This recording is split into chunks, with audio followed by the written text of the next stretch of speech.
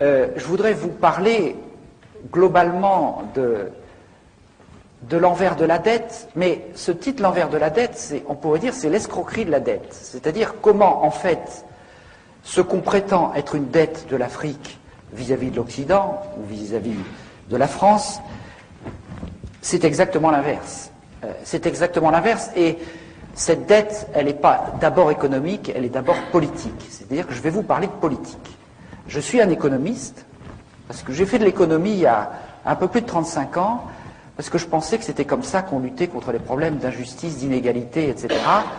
Eh bien, aujourd'hui, je suis un économiste qui pense que ça passe d'abord par la politique, c'est-à-dire que quand vous prenez un pays comme le Cameroun, par exemple, qui est un pays riche, extraordinairement en ressources matérielles et en ressources humaines, son seul problème, c'est pas la richesse, c'est la légitimité du pouvoir. Si vous avez un pouvoir qui passe son temps à détruire tout ce que les gens fabriquent et à organiser la corruption, comment voulez-vous qu'un peuple s'en sorte? Donc les problèmes sont des problèmes de légitimité, et vous allez voir pourquoi ces problèmes de légitimité se posent.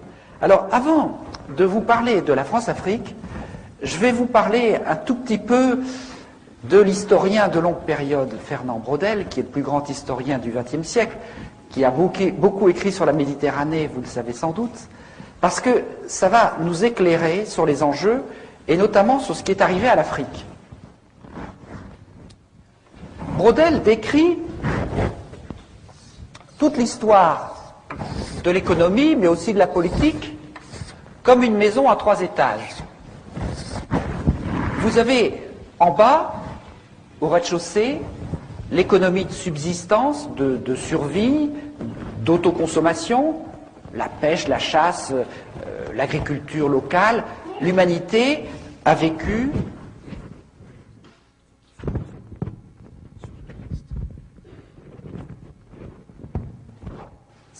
l'humanité a vécu pendant plus d'1 million d'années exclusivement dans ce rez-de-chaussée. Et puis progressivement, il y a eu ce qu'on appelle l'échange local. L'image la plus achevée, c'est l'échange ville-campagne au Moyen-Âge, avec les gens qui allaient de leur campagne jusqu'à la ville dans la journée et qui rentraient le soir, et on voit bien la place du marché, etc., etc. Donc cet échange local, il a commencé il y a 10 ou 15 000 ans, il se poursuit toujours, et puis ensuite Braudel parle de l'échange au loin. C'est-à-dire que des gens ont été capables de monter des expéditions à travers des caravanes transcontinentales, à travers ensuite les navires qui allaient jusqu'en Extrême-Orient, et puis ensuite, grâce à l'essor des télécommunications, à l'essor des moyens techniques et financiers, un certain nombre de gens ont pu s'extraire du marché local pour conquérir des positions mondiales, et ces gens-là vous parlent en permanence du marché, mais en fait, leur seule ambition, c'est grâce à leurs moyens, leur super moyen de se placer en position de monopole ou d'oligopole, comme on dit, c'est-à-dire d'être un ou deux à contrôler le marché. Autrement dit, ce que décrit longuement Braudel après un travail de plusieurs décennies et dans son ouvrage majeur Civilisation matérielle, économie et capitalisme, c'est que vous avez 3 étages de l'économie, l'étage d'extrême proximité, ensuite l'échange local, et puis vous passez à l'économie monde ou à la macroéconomie, l'économie au loin. Ici, on ne pratique pas encore les règles du jeu de l'économie. Ici, on les pratique, et ici, on ne les pratique plus. Vous avez la même chose en politique. Vous commencez dans la famille et le clan. Ensuite, vous avez la démocratie locale, parce que toute la démocratie, tout le débat public a toujours été local. D'abord, en contrariété au pouvoir absolu. Et puis ensuite, vous avez la macropolitique, et au niveau macropolitique, on ne pratique plus les règles de la démocratie. Si vous regardez les grands enjeux du monde, le jour où les promoteurs de la démocratie, les Américains, appliqueront à l'échelle de la planète la règle de la démocratie, un homme, une voix, vous viendrez me chercher, mais je crois que je ne serai plus là. Donc, on est dans un système où, ici, on ne pratique pas les règles du jeu de la démocratie, du débat public. Ici, on les pratique, ici, on ne les pratique plus. C'est la même chose en football. Vous apprenez à jouer au football dans la rue, dans la formelle, à côté de chez vous. Ensuite, il y a des millions de personnes qui se mettent à vouloir un arbitre et à pratiquer les règles du jeu. Et puis quand vous vous appelez Bernard Tapie ou Berlusconi, vous commencez à trouver que la glorieuse incertitude du sport, c'est bon pour les autres, mais pas pour vous. Vous avez la même chose dans d'autres domaines. Donc vous avez un mécanisme que décrit Braudel, qui est un mécanisme sociologique où l'humanité fonctionne avec un étage de proximité, puis ici on apprend à survivre, on apprend à échanger, on apprend à naviguer par des phénomènes d'initiation qui permettent de construire les différents étages, et très souvent ce qu'on appelle le capitalisme, c'est quand cet étage-là écrase les autres, parce que les autres sont tout à fait indispensables, ils sont même plus qu'indispensables, c'est-à-dire que vous avez deux types de sociétés. Les sociétés ballon de rugby, attendez, c'est un œuf, là, c'est vraiment pas... Enfin, la société ballon de rugby et la société en sablier.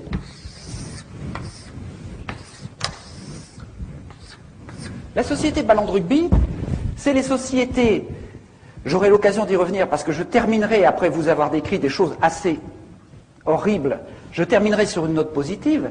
La société ballon de rugby, c'est quand l'étage intermédiaire, qui est l'étage des règles du jeu, est dilaté de telle manière que les gens ne sont pas enfermés dans les ghettos du rez-de-chaussée, et les femmes qui, dans beaucoup de civilisations et dans une grande partie de l'histoire, ont été cantonnées au rez-de-chaussée, n'accédant pas à l'échange, qu'il soit économique ou politique, dans ces systèmes où on a pu dilater l'étage des règles du jeu, elles ont la possibilité d'accéder à cet étage, et inversement, si l'étage des règles du jeu est dilaté, eh bien, il arrive à fonctionner en contre-pouvoir pour empêcher le double langage de l'étage supérieur d'être excessif ou de délirer. C'est-à-dire que quelque part, on empêche que ces gens qui sont là et qui en permanence font le contraire des règles du jeu qu'ils prétendent faire appliquer, puissent exagérer. Quand la confiance se perd, c'est-à-dire que quand dans les règles de l'économie, de la politique, de la science, du sport, de la nourriture des bovidés, etc., tout commence à se perdre, les gens se disent « mais je ne vais pas être le dernier à ne pas tricher ». Et à ce moment-là, l'étage intermédiaire qui est dilaté par la confiance dans les règles du jeu se crève comme un ballon et on passe dans le système en sablier. C'est-à-dire qu'il n'y a plus un cycliste qui croit qu'on peut courir sans être dopé. Et par conséquent, on passe dans ce domaine-là. Autrement dit, si vous voulez, ce qui fait qu'il y a une démocratie, qu'il y a un développement, etc., suppose qu'il y ait une confiance dans un minimum de règles du jeu, et quand ces règles du jeu sont trop atteintes, on passe dans des sociétés extrêmement violentes où il y a des très riches, il y a des très pauvres, et les très riches gagnent au détriment des très pauvres. Alors, pour comprendre l'enjeu que je vais vous raconter maintenant sur l'envers de la dette en Afrique, il faut voir ce qui s'est passé depuis l'an 1000.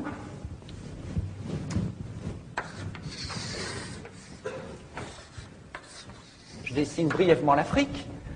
En l'an 1000, les Africains, ils naviguaient jusqu'en Chine. Il y avait de très grands États en Afrique. À la même époque, nous, en Europe, on clapotait péniblement dans la Méditerranée. Donc, en l'an 1000, les Africains, ils avaient l'économie de subsistance, ils avaient l'échange local, et ils accédaient à l'économie monde, à la macropolitique, à l'économie monde, etc.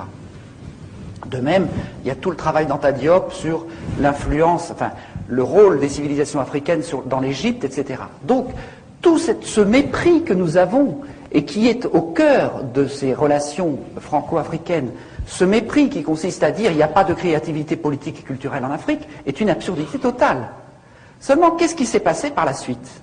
À partir de 1500, il y a eu les Portugais qui ont encerclé l'Afrique de 1400 et 1450 en l'espace d'un siècle. Autrement dit, avec cet encerclement, et puis ensuite l'esclavage, on a capturé l'étage supérieur, l'accès à l'économie monde de l'Afrique. Ensuite, avec la colonisation, on a folklorisé l'étage intermédiaire. On l'a aliéné, l'étage de l'échange local. Et l'Afrique n'a réussi à survivre à ces 3 ou 4 siècles d'agression épouvantable qu'en se repliant sur le rez-de-chaussée du clan, de la famille, en hypertrophiant les solidarités de cet étage. Donc ça a été quelque chose de formidable pour l'Afrique, parce que quelque part, c'est ce qui lui a permis de survivre. Et Ces solidarités-là sont très importantes. J'ai écrit tout un livre sur ce fonctionnement à partir de Braudel, et on s'aperçoit bien que, en permanence, c'est de là que tout repart. C'est là que sont les gènes des civilisations, c'est de là que les valeurs d'une société peuvent repartir. Qu'est-ce que c'est que conquérir l'indépendance à partir de 1960? C'était pour les Africains reconstruire les étages qui avaient été détruits par la colonisation et l'esclavage. Et donc vous allez voir que tout ce que je vais vous expliquer maintenant de la France-Afrique, ça a été un jeu depuis 40 ans qui a consisté en permanence, par toutes sortes de moyens politiques, économiques, barbouzards ou idéologiques, de faire retomber en permanence l'Afrique dans ce niveau-là, en lui disant vous n'êtes pas capable de déployer des règles du jeu, qu'elles soient économiques, politiques, culturelles, à ce niveau-là, ni d'accéder à l'économie monde. Et donc c'est cela l'enjeu dont je vais vous parler maintenant assez brièvement. Qu'est-ce que c'est que la France-Afrique? La France-Afrique, c'est ce qui a été mis en place en 1960, au moment où De Gaulle, à cause de la pression de l'histoire, a dû accorder l'indépendance aux pays d'Afrique. Il a à ce moment-là décrété une nouvelle légalité internationale, l'indépendance. Et en même temps, il a chargé son bras droit, Jacques Foccart, de faire exactement l'inverse. Pour 3 ou 4 raisons. D'abord, pour maintenir le rang de la France à l'ONU avec un cortège d'États clients, pour maintenir l'accès aux matières premières stratégiques, le pétrole, l'uranium, ou aux matières premières juteuses comme le bois, le cacao, etc., pour maintenir le financement de la vie politique, parce que je vous parlerai tout à l'heure des chiffres de détournement de la rente pétrolière ou du bois, etc., ça représente des centaines de milliards. Et les affaires dont on vous parle en France, ce sont des lotos paroissiaux par rapport aux financements politiques qui viennent de l'Afrique. Alors, ça c'était la troisième raison. Et la quatrième, qui m'est apparue plus récemment à travers un certain nombre de travaux historiques, c'est le rôle de sous-traitant de la France dans la guerre froide au service du camp occidental, c'est-à-dire empêcher une partie de l'Afrique de basculer du côté du camp communiste. Donc, pour ces 4 raisons, De Gaulle demande à Jacques Foccart de faire exactement l'inverse de ce qu'il dit. Alors, c'est là qu'il faut comprendre le problème.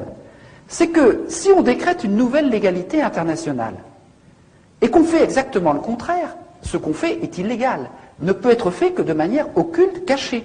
Et c'est pour ça que toutes ces relations franco-africaines sont très majoritairement cachées aux yeux du public, parce qu'elles sont inavouables, puisque la nouvelle légalité, c'est l'indépendance. Autrement dit, la France-Afrique, c'est comme un iceberg. Vous avez 10% d'émergés, la France, patrie des droits de l'homme, meilleure amie de l'Afrique, généreuse, etc., toute une face immaculée dans la relation franco-africaine, et vous avez 90% d'immergés, qui est la réalité profonde de la réalité franco-africaine, qui est le système mis en place par Jacques Foccart et qui visait à maintenir la dépendance. Quels étaient ces moyens inavouables? Je vais très vite parce que je voudrais ensuite passer à l'actualité et puis aux enjeux actuels. Quels étaient les moyens parallèles, illégaux, inavouables de tenir cette relation franco-africaine?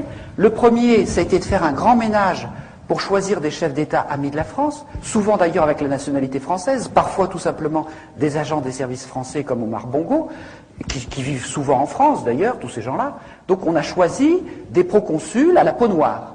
On les a choisis comment? D'abord par une guerre civile épouvantable au Cameroun, qui a fait entre 100 000 et 400 000 morts, une guerre digne du Vietnam qui ne figure dans aucun manuel d'histoire. Ensuite, en assassinant les chefs d'État légitimes élus par la population, comme Sylvanus Olympio au Togo, qui a été assassiné par 4 sergents-chefs revenant de la guerre d'Algérie, dont l'un d'entre eux est toujours au pouvoir, Eyadema, tout cela sous la supervision de l'officier français qui était chargé d'assurer sa sécurité. Barthélemy Boganda, par exemple, le centrafricain, est mort dans un accident d'avion suspect, donc on a fait un grand ménage. Ensuite, les autres, on les a promus par la fraude électorale ou par la corruption, les moyens classiques. Il n'y en a qu'un seul qui a résisté, qui est Sékou Touré, mais qui a connu tellement de vrais complots en l'espace de 2 ans qu'il a fini par en voir défaut et par devenir paranoïaque, donc par être écarté quelque part du jeu.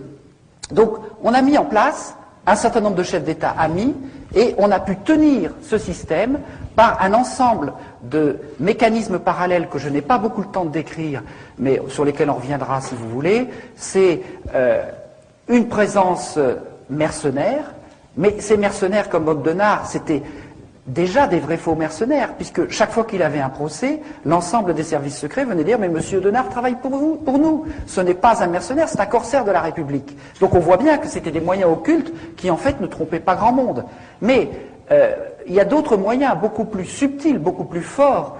C'est les entreprises faunées des services secrets français, notamment Elf, dont le Floch Prigent, l'ancien PDG, nous explique simplement que Elf, c'était le faux-nez des services secrets français, c'est-à-dire que les dizaines, les centaines de milliards prélevés sur le pétrole, entre le prix d'achat très, très faible et le prix de vente, et aussi avec les quantités de cargaisons non déclarées.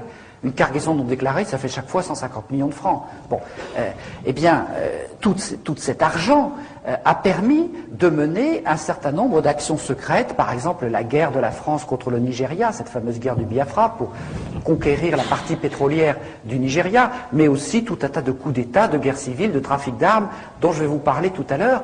Et tout cela a été alimenté par un certain nombre de circuits financiers parallèles, par les surfacturations des gros chantiers, par un certain nombre de petites entreprises de sécurité dans l'environnement pétrolier qui faisaient payer 3 fois leurs prestations et qui étaient dirigées par des gens comme Denard. Donc la différence servait à leurs bonnes œuvres. Ou bien les missions de coopération, nous en avons eu la preuve, avaient des petites sociétés barbouzardes qui leur facturaient 3 fois le prix pour se mettre de côté la différence et puis pouvoir mener leurs actions parallèles. Donc on a mis tout un tas de mécanismes qui permettaient de pomper le fric, si vous voulez, des pompes à fric, qui permettaient de tirer une bonne partie de la substance de la rente des ressources africaines et de l'extraire, notamment, grâce au franc CFA. On vous dit toujours le franc CFA, c'est un cadeau fait à l'Afrique. Le franc CFA, ça veut dire colonie française d'Afrique, je vous rappelle. Bon. Le franc CFA, étant donné que c'est un franc convertible, ça permettait de manière très simple que quand on faisait un don ou un prêt à l'Afrique, eh bien l'avion repartait aussi vite de Yaoundé ou de Lomé pour aller en Suisse, et là les billets neufs, grâce à la convertibilité du franc CFA, étaient transformés en devises et partagés entre le décideur français et le responsable africain.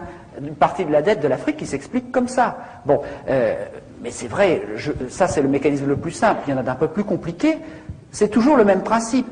La convertibilité du franc CFA a été l'instrument le plus sûr d'extraire une grande partie des ressources de l'Afrique, et quand je parle de la rente des matières premières, il faudrait rajouter la rente de l'aide publique au développement, parce que si nous en sommes arrivés là, c'est que pendant 10 ans on s'est battu pour faire en sorte que les 40 milliards d'aide publique au développement, de nos impôts, que nous croyons servir pour l'aide publique au développement, aillent au moins en partie à destination. Et quand on s'est aperçu que ce n'était pas possible, on s'est dit, il y a quand même un vrai problème. Il y a 98% de ces 40 milliards qui sert à autre chose qu'à lutter contre la pauvreté. Il y en a la moitié qui est détournée, une autre moitié qui sert des objectifs de prestige ou de politique d'influence, et il y en a à peine 2% qui sert à lutter contre la faim ou les problèmes de pauvreté. Nous avons fait une statistique qui montre que quand vous comparez l'aide publique française par habitant avec la richesse d'exportation des pays, eh bien plus le pays est riche, plus il est aidé. Alors, on ne va pas vous dire que c'est pour lutter contre la pauvreté. Plus il est pauvre, moins il est aidé. On voit bien à quoi ça sert et où va l'argent. Je n'ai pas le temps de développer ça, mais il faut bien voir que toute cette politique qui a été mise en place, donc à la fois de pillage par des moyens occultes, de présence barbouzarde. Alors, chaque chef d'État avait à côté de lui un officier de la DGSE qui était chargé de veiller à la sécurité de ce chef d'État ou le débarquer du jour au lendemain quand il avait cessé de plaire. À Namani Diori au Niger, par exemple, le jour où il est venu l'idée de vendre de l'uranium à autre chose que la France, il a été débarqué immédiatement. Quand Denard a débarqué aux Comores en 1995, il y avait des officiers de la DGSE qui étaient chargés de la protection du président en place. Eh bien, ils se sont retirés pour laisser partir le président, parce que ce président-là, Johar, avait cessé de plaire. Donc on voit bien qu'on est dans un mécanisme du degré zéro de l'indépendance, que ce soit au niveau politique, au niveau monétaire, au niveau économique, au niveau militaire. Là non plus, j'ai pas le temps de développer, mais tous les généraux, les officiers sont formés en France, recrutés, n'ont une carrière rapide que ceux qui entrent dans les cercles d'initiés, et ces généraux deviennent assez souvent d'ailleurs chefs d'État et sont dans un copinage permanent avec les réseaux militaires de la France-Afrique. Donc on est dans un mécanisme de captation de la dépendance totale. Pour vous donner un dernier exemple, qui est le plus caricatural, enfin peut-être pas, mais le plus actuel, c'est ce qui se passe au niveau des élections depuis 1990. Parce que, vous comprenez, dans la mesure où on met ici en place des chefs d'État amis, et on leur dit, enrichissez-vous, confondez l'argent public et l'argent privé, donnez l'exemple de la corruption. Dans la mesure où on dit ça à ces gens-là, on comprend bien que le développement, il n'a pas été très loin. Si vous passez du service public qui restait un tout petit peu au moment des indépendances au self-service public généralisé, si vous avez cette corruption qui monte, en plus la baisse du cours des matières premières, et puis ensuite, je vous expliquerai le scandale de la dette, vous voyez bien que ces dirigeants, quand est arrivée en 1990 une incroyable poussée démocratique en Afrique, ils ne pouvaient pas dire au peuple « élisez-moi parce que je vais faire le bien et le développement du peuple ». Et à ce moment-là, ils se sont mis, et j'en dirai quelques mots, à utiliser l'arme ultime du politique, qui est l'arme du bouc émissaire, l'arme de la manipulation de l'ethnisme, en disant si vous votez pas pour moi, ce sera l'ethnie détestée qui va venir prendre la place à ma place, et c'est ce qui s'est passé exactement au Rwanda, ce qui a failli se passer en Côte d'Ivoire, et qui menace un certain nombre de pays d'Afrique. Mais pour assurer en même temps la continuation de ces régimes usés mis en place par la France-Afrique, on a trouvé une formule extraordinaire de coopération en iceberg. Mitterrand a déclaré en 1990 « Vive la démocratie en Afrique », je résume, on va vous aider, on va vous fournir des urnes transparentes, des bulletins, pour que le peuple puisse élire ses dirigeants. Alors les gens se sont mobilisés de manière incroyable autour des urnes pour empêcher qu'on les bourre jour et nuit. Ils ont voté. Ils ont voté à 70-80% pour chasser le dictateur. Et puis, en même temps qu'on faisait cette coopération à ce niveau-là, on envoyait dans la capitale, auprès des ordinateurs chargés de centraliser les résultats, des coopérants très spéciaux issus des réseaux Pasqua ou de la mairie de Paris, où en fraude électorale on est relativement adroit, et avec des logiciels un peu spéciaux, on faisait en sorte que les 80% de votes contre le tyran se transforment en 80% de votes pour le tyran, ou en 52% s'il était modeste. Donc, et cela, ça s'est passé dans 50 élections majeures en Afrique, au sud du Sahara. Il n'y a eu que 2 ou 3 exceptions au début, quand la France-Afrique a été prise par surprise au Bénin, au Congo-Brazzaville, etc. Et puis, 2 ou 3 à la fin, quand des peuples ont trouvé la parade. Au Niger, par exemple, il y avait un dictateur installé par Focard, il a été renversé, la France a hurlé à l'interruption du processus démocratique, n'est-ce pas, puisque le dictateur a été renversé. Et donc, les officiers qui avaient renversé le dictateur ont organisé des élections tout seuls, et ça a été les élections les plus incontestées d'Afrique depuis 40 ans. Bon, au Sénégal, où il y avait un régime ultra corrompu, ils ont trouvé la parade en jumelant les téléphones portables et les radios locales, ce qui fait qu'ils ont annoncé en direct les résultats, court-circuitant les manœuvres qui se passaient à ce niveau-là avec les réseaux france-africains. C'est d'ailleurs pour ça qu'on a retardé l'apparition des portables au Tchad.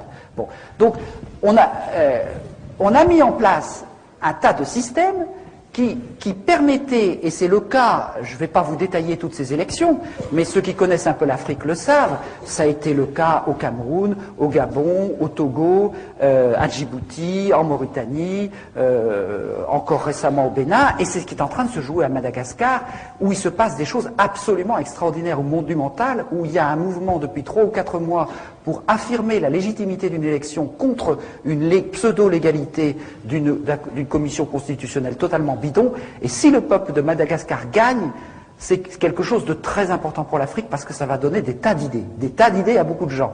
Donc je vous invite vraiment à soutenir le combat du peuple malgache parce que c'est un combat absolument décisif pour l'Afrique. Parce que c'est un combat pour essayer de vaincre cette fatalité imposée de l'extérieur et vous observerez bien entendu que la France prétend qu'il faut défendre la légalité dans l'affaire. Bon.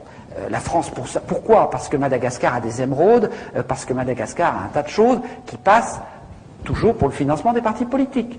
Alors, je continue sur cette affaire. Je voudrais, parce qu'on a assez peu de temps et je voudrais laisser du temps pour le débat, vous parler de l'envers de la dette et vous en parler à partir de deux cas exemplaires qui sont le Congo-Brazzaville et l'Angola.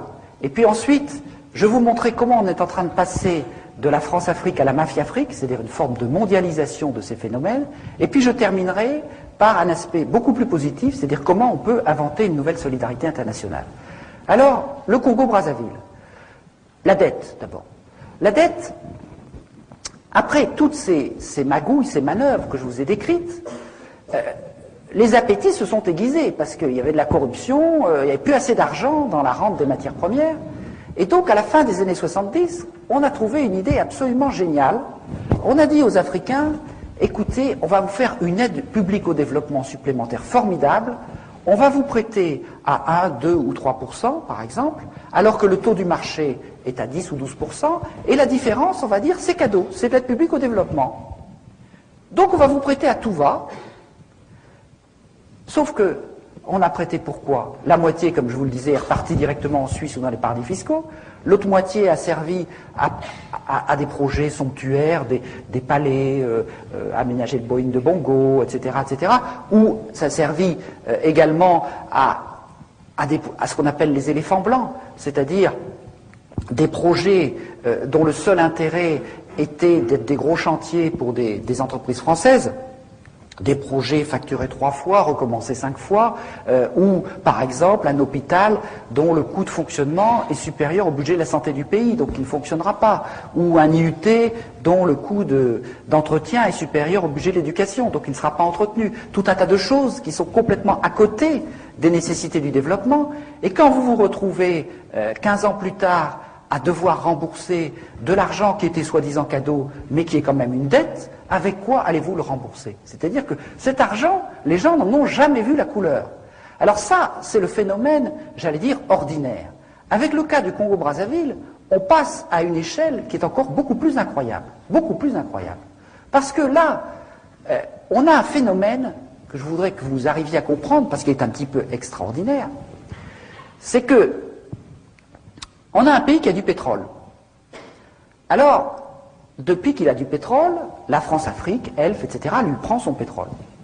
Elle lui prend son pétrole, il y en a un tiers au moins qui n'est pas déclaré, qui passe au noir. L'or noir passe au noir. Dans des cargos qui vont se vendre sur les marchés parallèles. Jamais le gouvernement congolais n'a eu la possibilité de savoir combien de pétrole qui sortait de chez lui. On lui donnait de temps en temps une feuille de papier avec 3 chiffres. Bon. Avec interdiction d'aller vérifier. Bon. Donc, le pétrole, on lui pompe son pétrole. Et puis, à la place de ça, qu'est-ce qu'on fait? On fait de la dette. On dit aux gens, écoutez, endettez-vous, on va vous faire un château à Paris, on va vous donner de l'argent par là, etc. Et donc, on fait ce qu'on appelle des prêts gagés sur le pétrole. On a vendu le pétrole pour 10 ans, 15 ans, tout le pétrole à venir. Et avec ça, ces prêts gagés, on vous explique qu'on passe par 30 ou 40 intermédiaires. On fait le tour de tous les paradis fiscaux. Chaque fois, il y en a un qui prend 1 ou 2%. Chaque fois, ça augmente la dette. Et puis, ensuite, on revend la dette, etc., etc. Et puis, c'est comme des œufs en neige. On vous a fait une dette au départ sur du pétrole que vous allez extraire dans 5 ans. Et cette dette, à force de se monter comme des œufs en neige, elle se multiplie par 3, 4, etc. Et vous vous retrouvez avec un des pays les plus riches d'Afrique, qui est le Congo-Brazzaville, qui, à la fin, a une dette qui est égale à 3 fois sa production annuelle globale, son PIB, comme on dit. Donc, vous avez quelque chose d'extraordinaire. On vous prend le pétrole, et à la place, au lieu de vous mettre de l'argent, on vous prend de l'argent. On vous enlève 3 fois l'argent. C'est quand même une opération formidable. Alors, je ne vous rentre pas dans tous les détails, parce que les mécanismes qui passent par les paradis fiscaux, tous les intermédiaires, il y en a des quantités, je décris ça en détail dans l'envers de la dette, c'est un peu compliqué, mais le résultat, il est là. C'est-à-dire, c'est pas plus et moins, c'est pas de la comptabilité en partie double, on prend du pétrole, on met de l'argent. Non, on prend du pétrole et on arrive à prendre de l'argent. Et puis alors, ce qui est encore plus extraordinaire, c'est qu'il y a une partie de cet argent qui sert à acheter des armes. On arme les deux camps de la guerre civile, comme je vais vous l'expliquer, et avec ça, le pays est détruit. Bon, c'est extraordinaire. Comme criminalité répétitive, c'est quand même intéressant. On prend le pétrole, on met la dette, on détruit le pays. C'est assez radical.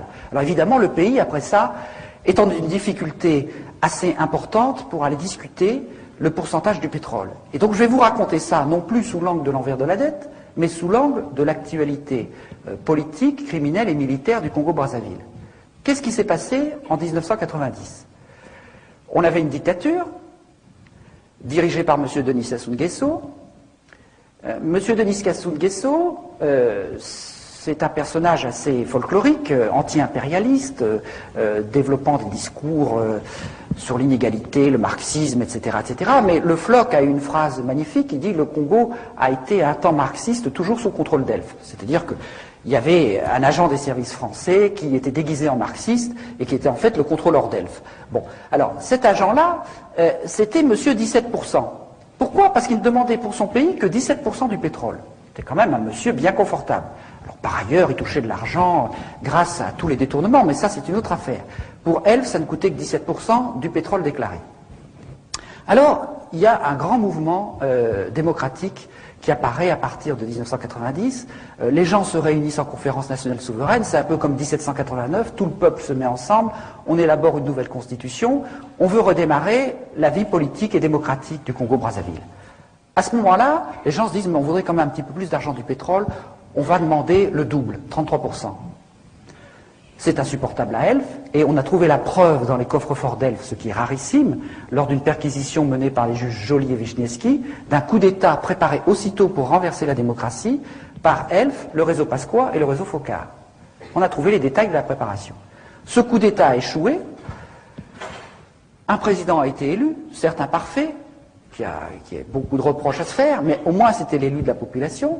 Mais pendant ce temps-là, et là j'ai pas le temps de vous raconter cette histoire qui est assez compliquée, mais aussitôt, les réseaux France-Africains, les réseaux Pasqua, Focard, Chirac, etc., tout le monde s'est employé à remettre en place monsieur 17%. Oui, j'ai oublié de dire que, après la conférence nationale souveraine, monsieur Sassou Nguesso s'est présenté aux élections, il a eu 17%. Donc c'est vraiment monsieur 17%. Donc, monsieur 17%, il fallait le remettre en place. Donc, comment on a fait ? On a commencé à larguer des armes. Monsieur Sassou Nguesso a un gendre assez riche, un voisin qui s'appelle Omar Bongo, président du Gabon. Monsieur Sassou Nguesso a des relations dans toute la classe politique française, depuis l'extrême droite jusqu'à l'extrême gauche. On a commencé à larguer des armes. On a une préparation politique qui a été faite également depuis la mairie de Paris, par un certain monsieur Probst, enfin je passe sur les détails. Et en 1997, donc une guerre civile se déclenche pour renverser le pouvoir qui avait été établi par le renouveau démocratique du Congo-Brazzaville. La guerre civile a duré 4 mois. Pour renverser le régime en place, je suis obligé de vous dire la liste de tous ceux qui ont participé parce que c'est assez incroyable. Il y avait toute une partie de l'armée qui était fidèle à Sassou Nguesso, des miliciens qui ensuite vont commettre une série de crimes contre l'humanité qu'on appelait les Cobras. Mais la France a amené 1000 soldats tchadiens pour aider. Il y avait une partie de la garde présidentielle de Mobutu, de sinistre mémoire, qui s'était repliée de l'autre côté du fleuve, donc à Brazzaville, qui a contribué à combattre aux côtés de Sassou Nguesso.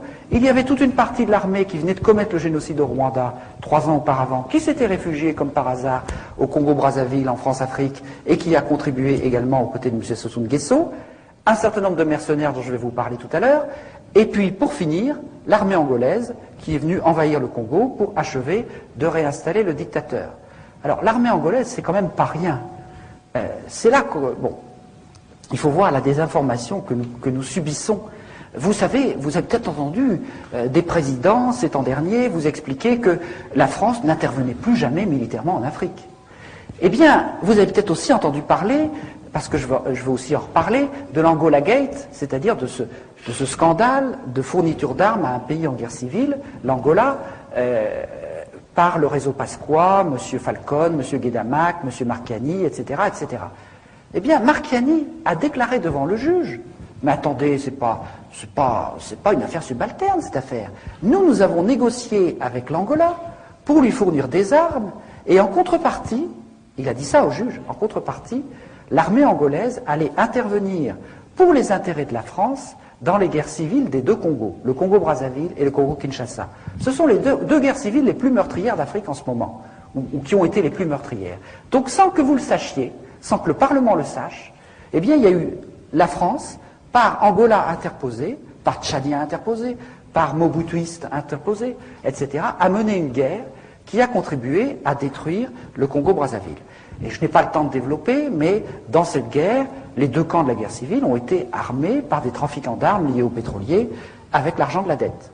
Si je continue, M. Sassou Nguesso, M. 17% revenu au pouvoir et recommençant les mêmes pratiques, la guerre civile, un bout de guerre civile, renaît un an plus tard. Et entre décembre 98 et décembre 99, le rouleau compresseur angolais, tchadien, les miliciens, etc., les mercenaires dont je vous parlerai, ce rouleau compresseur a fait au Congo-Brazzaville minimum 100 000 morts, une cinquantaine de radours sur glane, plus de 20 000 viols ethniques, plus en un an que tout ce qui s'est passé au Kosovo, en Tchétchénie et à Timor-Est réunis. Regardez la couverture de presse de ces 3 derniers événements pendant la même période. Regardez ce qu'on vous a raconté sur ce qui s'est passé au Congo-Brazzaville, l'un des tout premiers fournisseurs pétroliers français et le berceau de la France libre. Rien. Une censure quasi totale. Et, bien entendu, ce pays, maintenant, sa normalisation est achevée. Le dictateur vient d'être légitimé par de pseudo-élections.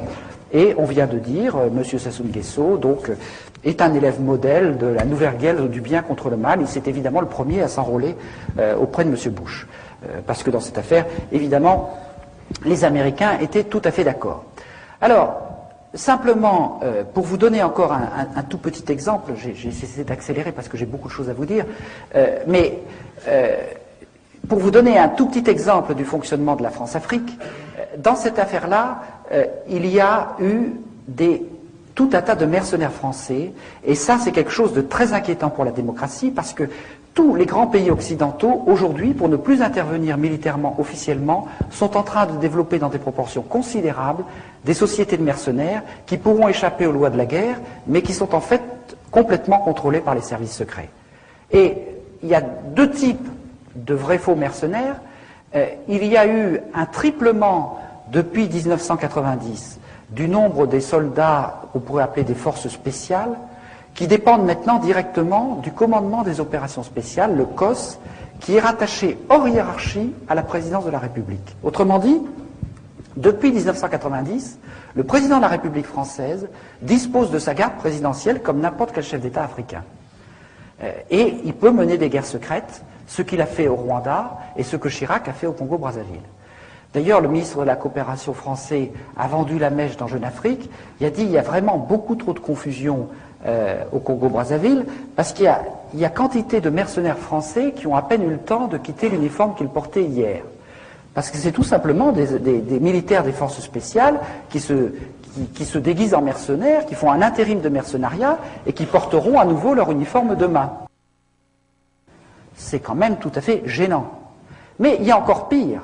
Il y a tous les mercenaires d'extrême droite qui sont répandus à travers toute l'Afrique et dont le vivier est constitué par la garde présidentielle de Jean-Marie Le Pen, le DPS, Département Protection Sécurité.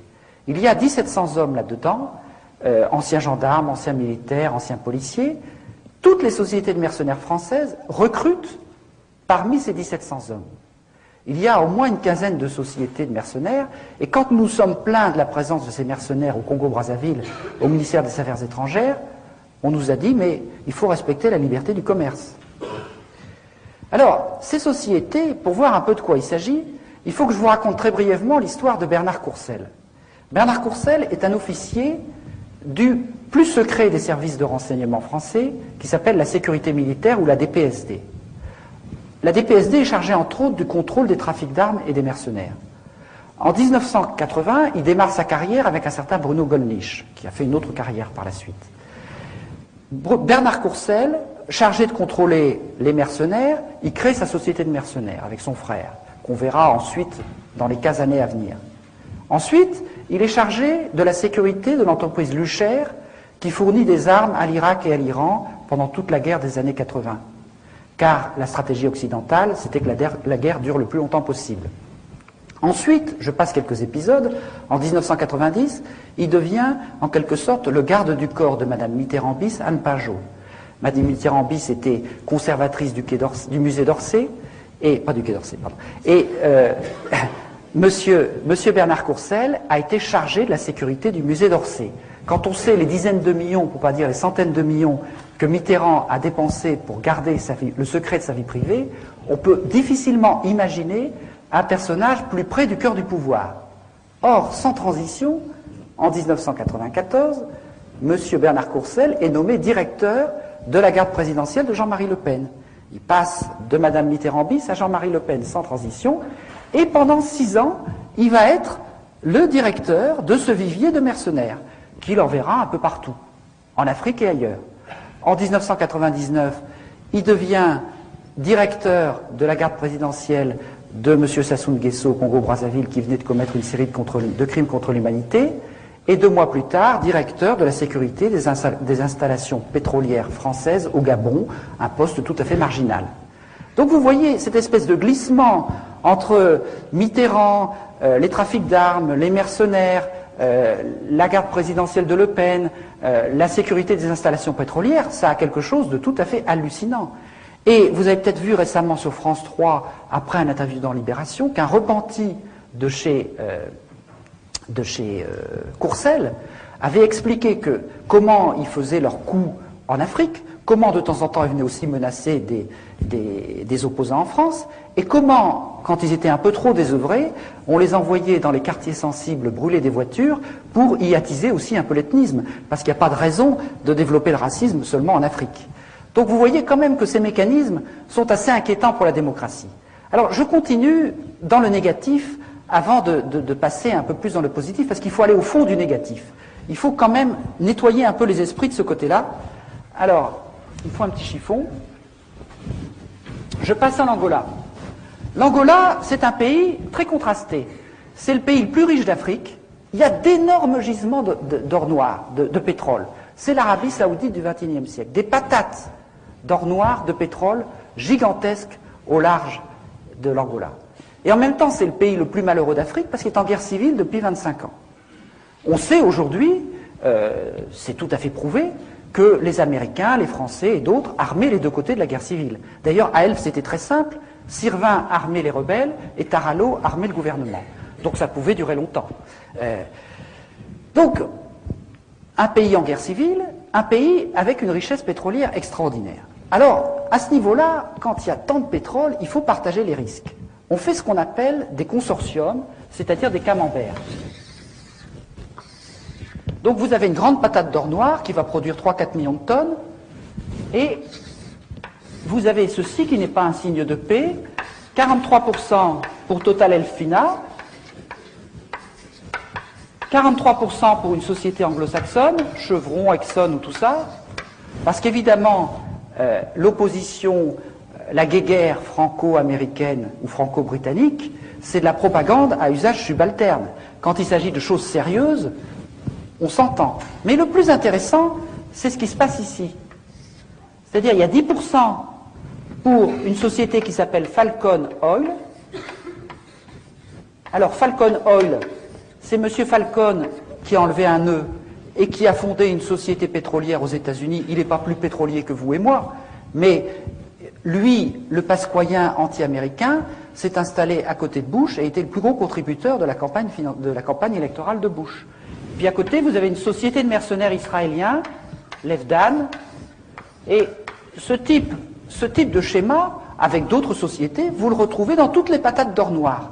Autrement dit, vous avez un gisement gigantesque, est inscrit pour toute sa durée de vie la fourniture de biens et services de guerre. C'est comme ça que tous les pays d'Afrique, et d'ailleurs, qui ont le malheur d'avoir du pétrole, au lieu que ça les enrichisse, ça les appauvrit, parce que la guerre est dans les gènes de l'exploitation pétrolière. Quand on a compris ça, on est obligé d'entrer dans des considérations assez inquiétantes. C'est-à-dire que, en fait, tous ces gens, les Marchiani, les Falcon, les Guédamac, les Sirvin, etc., ces gens-là qui sont dans le pétrole, ils sont aussi dans les ventes d'armes. C'est pour ça que l'affaire Elf est une affaire de trafic d'armes. Pourquoi, quand on parle d'affaire Elf, c'est l'affaire des frégates de Taïwan? Mais parce que c'est exactement la même chose. Tout l'argent du pétrole, une grande partie de l'argent du pétrole, passe par les paradis fiscaux. Une grande partie passe par des circuits opaques et occultes. Or, les armes, c'est la même chose. Il y a entre 25 et 50% de commissions. Tout passe par les paradis fiscaux. Et donc, puisque c'est les mêmes tuyaux, c'est les mêmes gens qui s'en occupent. Ces gens-là, ils font à la fois dans le pétrole et dans les armes. C'est d'autant plus pratique qu'il y a une partie de l'argent du pétrole qui sert à acheter des armes. Et tout ça constitue des cagnottes considérables. Pourquoi? Parce qu'il n'y a pas seulement les armes et le pétrole. Tous ces gens-là dont je viens de vous parler, ce sont soit des agents des services secrets, soit des honorables correspondants des services secrets. M. Falcon et M. Guédamac étaient protégés par la DST. M. Guédamac est aussi dans l'orbite de l'ancien KGB, du Mossad. M. Falcon est très proche des États-Unis. Tous ces gens-là, ils sont multicartes des services secrets. Alors, qu'est-ce que ça veut dire en fait? Ça veut dire que depuis la guerre froide notamment, l'ensemble des services secrets des deux camps ont toujours eu des besoins de financement très supérieurs à ce que leur votaient les parlements. Et par conséquent, depuis toujours, ils se sont constitués des cagnottes en trafiquant, en magouillant dans le pétrole, dans les armes, mais on pourrait aussi dire les diamants, la forêt, etc. Donc vous avez une sorte de triangle. Armes, pétrole, services secrets. Et puis, en fait, quand vous regardez de près, ça va plus loin. C'est pas seulement les armes, le pétrole et les services secrets, c'est aussi branché complètement sur les circuits de blanchiment qu'on a en Afrique, à travers la Corse Afrique des Jeux, Paris et Casino, dont on entend parler en ce moment, et qui a les mêmes comptes en banque et les mêmes circuits, très branchés sur le pétrole aussi. Parce que depuis toujours, les services secrets, dans leurs manœuvres, vous le savez bien depuis la guerre d'Indochine qui était financée à moitié par le trafic de l'opium, vous le savez bien aussi que, je l'ai expliqué sans que Pasqua n'ait jamais osé m'attaquer en diffamation, que c'est lui qui a créé la French Connection pour faire un petit peu des bonnes œuvres des services secrets, etc., etc. C'est-à-dire qu'on arrondit les angles du côté, les magots plus exactement, on arrondit les magots du côté d'un certain nombre de trafics, drogue, faux monnayage, etc., etc. Alors, tout cela, ça constitue des sommes d'argent parallèles, de manœuvres qui permettent de renverser des gouvernements, qui permettent de faire des politiques parallèles dans un certain nombre de pays, tout à fait inquiétant. Mais ce qui est encore plus inquiétant, et je vais finir par là ce que je vais vous dire sur l'Afrique avant de rebondir sur autre chose, c'est le passage de la France-Afrique à la mafia-Afrique. Parce que dans cette histoire de l'Angola, vous avez le pourboire pour Jean-Christophe Mitterrand, 13 millions, vous avez 3 milliards pour Guédamac, 3 milliards pour Pierre Falcon, et quand vous passez à Guédamac, c'est 30, 40, 50 milliards qu'on commence à entrevoir. Pourquoi? Parce que Guédamac est en quelque sorte le représentant de cette énorme masse financière que certains appellent la mafia russe, mais qui est tout simplement le pillage de la Russie qui s'est produit en l'espace de 4 ans entre 1989 et 1993. Au moment où le mur allait s'effondrer, le KGB et la nomenclature russe, en l'espace de 4 ans, ils ont bradé à 10% de sa valeur les énormes stocks stratégiques d'aluminium, d'engrais, de diamants, de pétrole et les armes de l'armée rouge qui étaient en quantité considérable. Ils les ont vendus à 10% de leur valeur pour que la différence puisse être placée dans les paradis fiscaux en Suisse et ailleurs. Et cette somme-là, ça représente 500 milliards de dollars. Avec cet argent-là, ces gens-là qu'on appelle aujourd'hui les nomenclaturistes ont racheté la Russie, et ils ont racheté une partie de la Côte d'Azur, et ils ont racheté aussi une partie du pétrole en Angola. Ils ont fait un certain nombre de trafics. Ils ont même été jusqu'à racheter la plus vieille banque américaine, la Bank of New York. Alors là, les Américains ont dit stop quand même. On veut bien jouer avec vous, mais il y a des limites. On n'a pas vaincu l'URSS pour que vous veniez racheter nos banques. Donc, à ce moment-là, ils leur ont dit, mais les 10 milliards les 10 milliards de dollars d'argent du FMI, ils ne seraient pas disparus par hasard? Alors, effectivement, ils étaient disparus. Et disparus par ce circuit-là. Alors, après cette sommation, dont vous avez sûrement beaucoup entendu parler, un mois plus tard, le FBI a reçu l'ordre d'arrêter l'enquête sur ces 10 milliards de dollars du FMI. Pourquoi? Parce que ce que je suis en train de vous expliquer, c'est que Guédamac, c'est, je vous ai dit, l'ex-KGB, le FSB, la DST, le Mossad, quelques autres services encore. Il est associé à Falcon, qui est branché sur les États-Unis, et on pourrait continuer longtemps comme ça. Donc en fait, qu'est-ce qui est en train de se passer depuis 3 ou 4 ans? C'est que ces nappes souterraines parallèles gérées dans l'orbite des lobbies militaro-industriels, des pétroliers et des services secrets sont en train de s'interconnecter. On a une mondialisation des phénomènes de criminalité financière ou d'argent parallèle des différentes nationalités. Et c'est ça qui est en train de se passer à travers des personnages comme Guédamac, qui est en quelque sorte le porte-parole de la masse financière russe. Donc on s'aperçoit qu'on est en train d'assister à une espèce de prise de contrôle extrêmement dangereuse, parce que la France-Afrique, qu'est-ce que c'était? C'était une raison d'État mise en place par De Gaulle avec des pratiques de voyous, des pratiques illégales de voyous. Mais quand vous avez des gens qui pendant 40 ans font des pratiques de voyous, eh bien ils deviennent des voyous. Un Sirvin, qui est un honorable correspondant des services secrets, il dit, mais j'ai de quoi faire 20 fois sauter la République, j'ai de quoi me payer toute la classe politique, ce qu'il a fait. Donc ce n'est plus la classe politique qui commande aux services secrets, c'est ces gens-là qui se mettent à commander à la classe politique. Donc tout ça est extrêmement inquiétant par rapport à notre démocratie, outre que ça contribue à détruire l'Afrique et à lui coller des dettes qui n'ont ni queue ni tête. Bon, mais je voudrais maintenant terminer assez rapidement en passant sur l'enjeu politique majeur qui est derrière tout ça. Derrière tout ça, il y a d'abord le problème de l'accélération incroyable de la délinquance, de la criminalité financière, de la dérégulation financière qui est en train de constituer un gouvernement parallèle du monde. Bon. Et une partie des événements récents s'explique aussi par cela. J'espère que certains d'entre vous ont lu Révélation ou la boîte noire, parce que tout ça est parfaitement expliqué là-dedans. En fait, tout cela, la criminalité financière, peut paraître mystérieux, mais c'est pas si compliqué que ça. En fait, qu'est-ce qui est en train de se passer dans cette mondialisation négative? C'est que, autrefois, pourquoi avons-nous été capables de dilater cet espace intermédiaire, je vais y revenir tout à l'heure, de construire des biens publics en France, etc. C'est parce que quand dans un État-nation, il y a des gens qui fraudent ou qui font de l'escroquerie, la police, la justice ou le fisc a la possibilité d'aller contrôler leur compte en banque. Aujourd'hui, c'est totalement impossible dans le cadre de la mondialisation. Le juge Van Ruymbeck vous explique qu'un mafieux qui place 10 millions de dollars d'argent de la drogue en Suisse, à Genève ou à Lugano, en 24 heures, il crée 4 sociétés écrans dans 4 paradis fiscaux, il fait 4 virements, et si un juge vient le savoir par miracle, il lui faut 1 an et demi pour remonter chaque virement. C'est-à-dire 6 ans pour remonter ce que quelqu'un a déplacé en 24 heures. Par conséquent, on est dans un système d'impunité totale. Et il n'y a aucune raison que ça s'arrête. Aujourd'hui, la moitié des transactions financières internationales passent par les paradis fiscaux. 1 000 milliards de dollars chaque année d'argent du crime rentrent dans le système bancaire, y compris dans les plus grandes banques françaises. Et dans l'envers de la dette, j'explique que les 3 des principaux établissements bancaires français, le Crédit Agricole, la Société Générale, la BNP Paribas, sont profondément impliqués dans ces mécanismes de destruction de l'Afrique.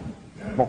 Donc, vous voyez que on est dans un mécanisme totalement dérégulé, et ce que vous explique très bien Denis Robert dans ses livres Révélation et la boîte noire, c'est que tout ça n'est pas si mystérieux que ça, qu'on peut d'ailleurs probablement lutter contre assez facilement, parce que tout ça est rassemblé dans 2 chambres de compensation mondiales, l'une à Bruxelles, l'autre à Luxembourg, qui s'appelle Euroclear et Clearstream, et que dans ces cocottes minutes de la finance mondiale, eh bien, ils ont découvert que la moitié des comptes étaient non déclarés et étaient dans les paradis fiscaux. Autrement dit, ces chambres de compensation, qui sont des coopératives des plus grandes banques mondiales, là-dedans, il y a la moitié des comptes qui sont non déclarés. Et il y a même tout un tas des opérations qui se font par des circuits parallèles dans l'informatique de ces établissements. Alors ça, c'est à la fois tout à fait désespérant, mais c'est aussi plein d'espoir. Parce que dans l'histoire des contre-pouvoirs dont je vais commencer à vous parler, très souvent, on a retourné comme un gant quelque chose qui avait été créé par des pouvoirs ennemis. Le Parlement qui avait été créé comme Conseil du roi a été transformé en Assemblée nationale. Eh bien, ces chambres de compensation qui gèrent la finance mondiale, il suffirait d'une volonté politique européenne pour les transformer en banque centrale sous contrôle public. Et à ce moment-là, on aurait les traces de toutes les opérations de criminalité dont je viens de vous parler, et je n'ai malheureusement pas le temps de vous expliquer que nous sommes en train de découvrir, avec les gens qui se battent contre la dette, tout un tas d'instruments juridiques qui permettent de faire des procès à ceux qui ont accordé la dette pour montrer non pas qu'il faut remettre la dette, mais que la dette est nulle pour toutes sortes de raisons juridiques. Il y a tout un tas de précédents juridiques qui ont été trouvés et qui montrent qu'on peut tout à fait attaquer les différents éléments de la dette devant des tribunaux occidentaux et qu'on a des chances, en fonction d'un certain nombre de précédents historiques et juridiques, de pouvoir montrer que toute cette escroquerie est nulle juridiquement. Donc, là aussi, c'est l'envers de la dette. Parce qu'on ne va pas se contenter de demander la charité et l'annulation de la dette, on va pouvoir l'attaquer. Et on va pouvoir l'attaquer notamment en allant chercher les preuves de toutes les transactions dans ces chambres de compensation qui se trouvent à Luxembourg ou à Bruxelles, sauf si par hasard elles brûlent un jour, ce qui pourrait arriver. Alors, je finis simplement sur les éléments positifs, avant de vous laisser la parole, en vous disant que dans notre histoire, on n'a pas fait que des choses négatives. En 200 ans, on a quand même été capable, et je suis obligé de caricaturer très vite pour laisser un peu de place au débat, on a été capable quand même de construire à l'échelle nationale ou européenne un petit peu de biens publics. En 1815, on avait à peu près 15% de biens publics en France sur un petit gâteau national, une petite production nationale brute. On avait un peu de police, la police, oui, une justice de classe, quelques routes, etc. 150 ans plus tard, 200 ans plus tard, on a à peu près 45% de biens publics. C'est-à-dire qu'il y a eu tout un mouvement social, des luttes sociales, qui ont exigé de la dignité, qui ont demandé de l'éducation, de la santé, des retraites, du droit du travail, des congés payés, etc. C'est-à-dire qu'il y a eu tout un combat pour la dignité, qui s'est fait difficilement sur la durée, mais qui a eu pour objectif de dire, mais attention, dans la richesse qui est produite, il y a de la richesse qui est marchande, des biens privés, mais il y a aussi de la richesse qui ne doit pas être de la marchandise, qui est beaucoup trop importante.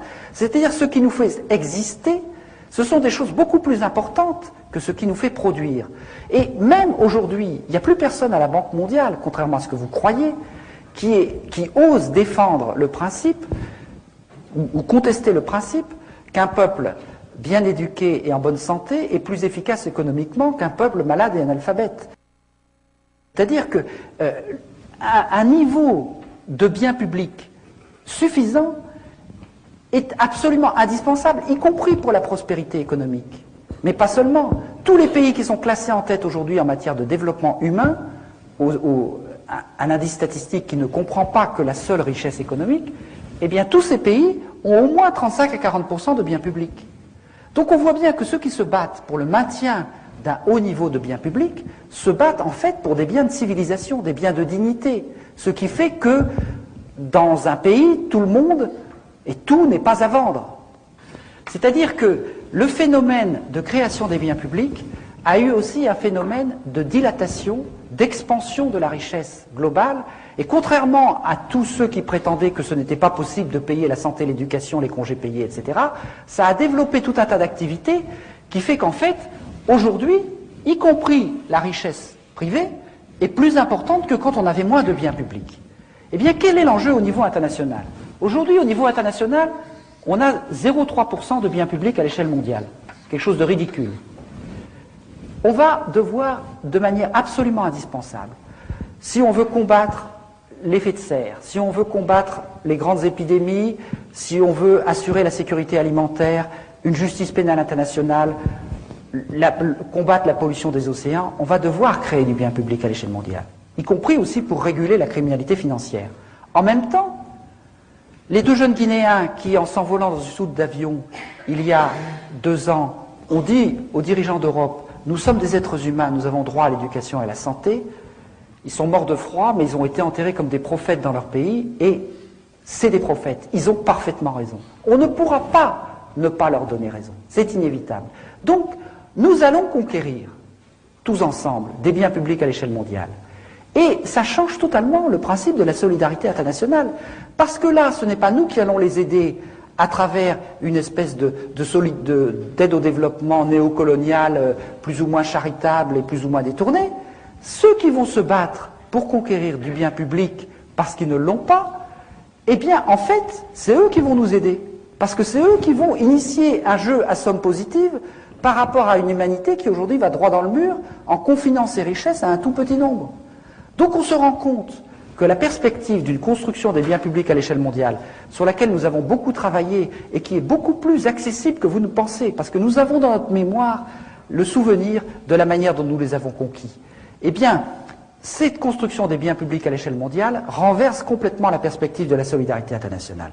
Et à partir de là, j'en viens maintenant tout de suite à ma conclusion, si un Jean-Christophe Mitterrand, qui plaide son innocence dans tous les sens du terme, est capable de planquer 13 millions de francs en Suisse pour ne pas payer l'impôt, ça veut dire que bientôt il n'y aura plus que les pauvres et les imbéciles pour payer leurs impôts, c'est-à-dire pas grand monde.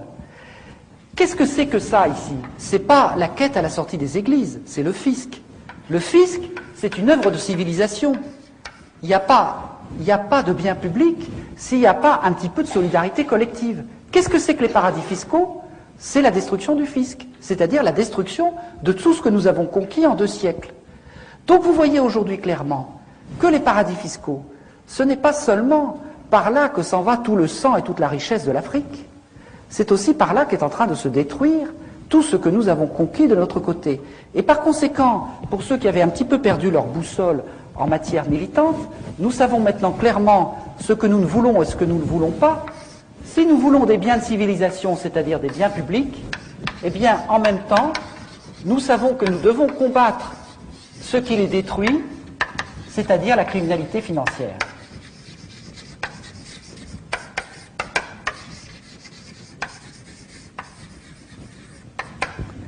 Voilà.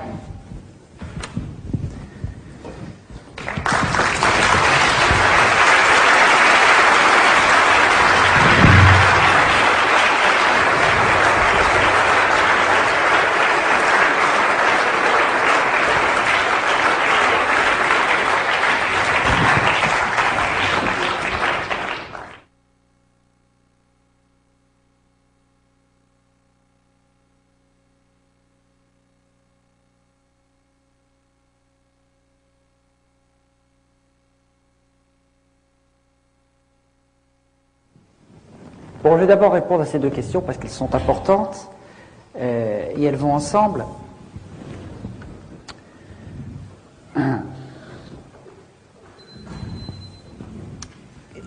Ce qui est difficile quand je viens de faire cette démonstration, c'est que je vous parle des délires de l'étage supérieur.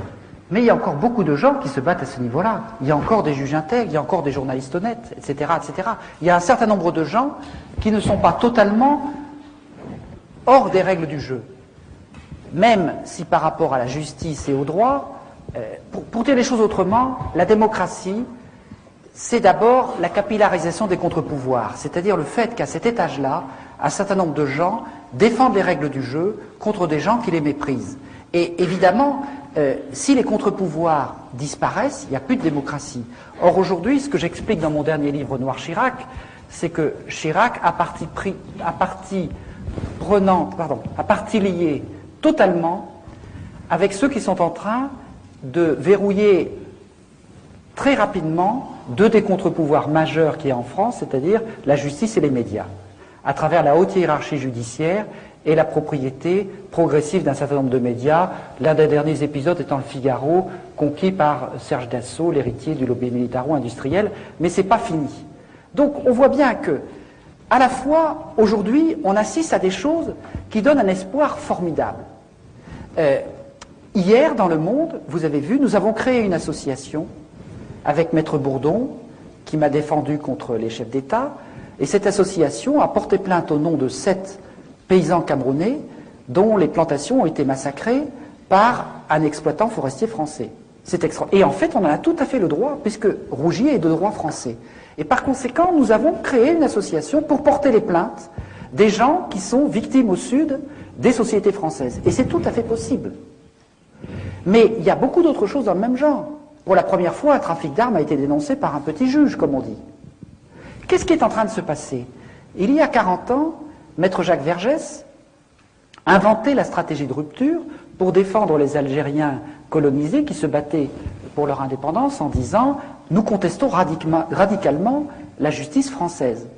40 ans plus tard, Maître Vergès a changé de camp et avec les avocats des puissants, il est obligé d'inventer une stratégie de rupture pour essayer de déstabiliser les juges, Courroy, Van Humbeck ou les autres, qui sont en train de combattre les puissants. C'est quand même étonnant, c'est un signe d'espoir, ça. Quelque part, la justice aurait-elle commencé à changer de camp?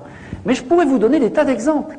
Il y a aujourd'hui tout un tas de procédures contre Sassou Nguesso, contre un certain nombre de dictateurs africains qui sont en train de naître à partir comment dire, des lois internationales sur les crimes contre l'humanité, des lois de compétences universelles, etc. Si vous voulez, le problème, ce que je voudrais vous expliquer, mais je n'ai pas beaucoup de temps, c'est que, en fait, dans la lutte entre la mondialisation mafieuse, criminelle ou des puissants et la mondialisation des règles du jeu, la première, c'est comme un moteur au kérosène. C'est-à-dire, elle part à toute allure parce qu'elle saisit les opportunités. Et en fait, les gens comme vous et moi, les gens de la société civile qui se battent pour défendre un certain nombre de choses, c'est comme un moteur au diesel. Ils démarrent avec un temps de retard, ils attendent de s'apercevoir que c'est insupportable pour réagir. Mais rassurez-vous, dans l'histoire, les moteurs au diesel vont beaucoup plus loin que les moteurs au kérosène. C'est-à-dire que quelque part, ils commencent à comprendre, et je pourrais vous donner des milliers d'exemples, ils commencent à saisir les mécanismes, et à ce moment-là, la situation se retourne. Regardez tout ce qui s'est passé autour des paradis fiscaux. Il y a 3 ans, on aurait parlé des paradis fiscaux. Il y a à peine un Français sur 10 qui savait ce que c'était. Dans 2 ans, on fait un référendum en Europe pour ou contre les paradis fiscaux. En partie grâce à vous, on gagnera le référendum contre les paradis fiscaux. J'en suis sûr. Parce que leur nocivité est en train de se connaître de plus en plus grâce à des organisations comme ATTAC, dont nous sommes cofondateurs, qui font un travail assez formidable à ce sujet. Je prends par exemple le problème du scandale du non-soin des Africains malades du sida. Bon, tout le monde pensait qu'il était impossible de faire quoi que ce soit. Le lobby pharmaceutique, c'est sans doute l'un des lobbies les plus puissants au monde en termes de corruption. Mais il y a 3 ou 4 petites associations qui ont dit, mais si on prive les Africains de médicaments, ça veut dire que le lobby pharmaceutique est un marchand de mort. Et ils ont dit, marchand de mort, marchand de mort, marchand de mort, marchand de mort. Mais le lobby pharmaceutique, c'est un fonds de commerce. Si lui, dont le fonds de commerce est marchand de vie, on lui dit marchand de mort, marchand de mort, marchand de mort, marchand de mort, qu'est-ce qu'il fait? Il recule, il recule, il recule, et il n'a pas fini de reculer, il a commencé de reculer. On a trouvé la faille, parce qu'on a trouvé la faille dans le double langage. Autrement dit, les armes pour lutter, les armes du moteur diesel, sont beaucoup plus importantes que vous ne l'imaginez, et il n'y a pas lieu de désespérer, et je vous assure qu'il y a, en matière de justice, des tas d'armes. Le comité pour l'abolition de la dette du tiers-monde a trouvé quelque chose de formidable. En 1898, en droit international, il y a eu un jugement où les États-Unis ont empêché Cuba de rembourser sa dette à l'Espagne parce que l'Espagne avait installé une dictature à Cuba et les États-Unis ont dit c'est une dette odieuse, illégitime parce qu'elle a été contractée par une dictature. Mais si on applique ce principe de droit international, il y a beaucoup de pays africains qui vont vite être libérés de leurs dettes. Or, c'est les États-Unis qui ont mis le précédent en avant. Donc, on a quand même quelques armes juridiques. Et je pourrais vous en citer des quantités comme ça. Donc, il ne faut pas du tout jeter le manche avant la cognée. Il faut se dire, on a démarré plus tard, mais regardez le forum de Porto Alegre, le forum de Davos. C'est vraiment le concentré de l'étage supérieur. En 2 ans, Porto Alegre a ridiculisé Davos. Et c'est pas fini. Donc, il ne faut pas désespérer.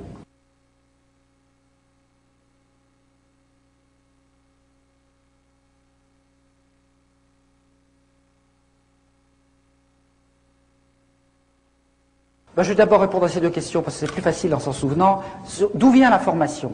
L'information, elle est accessible. Même les services secrets vous disent qu'il y a 90% de l'information qui vient des sources ouvertes.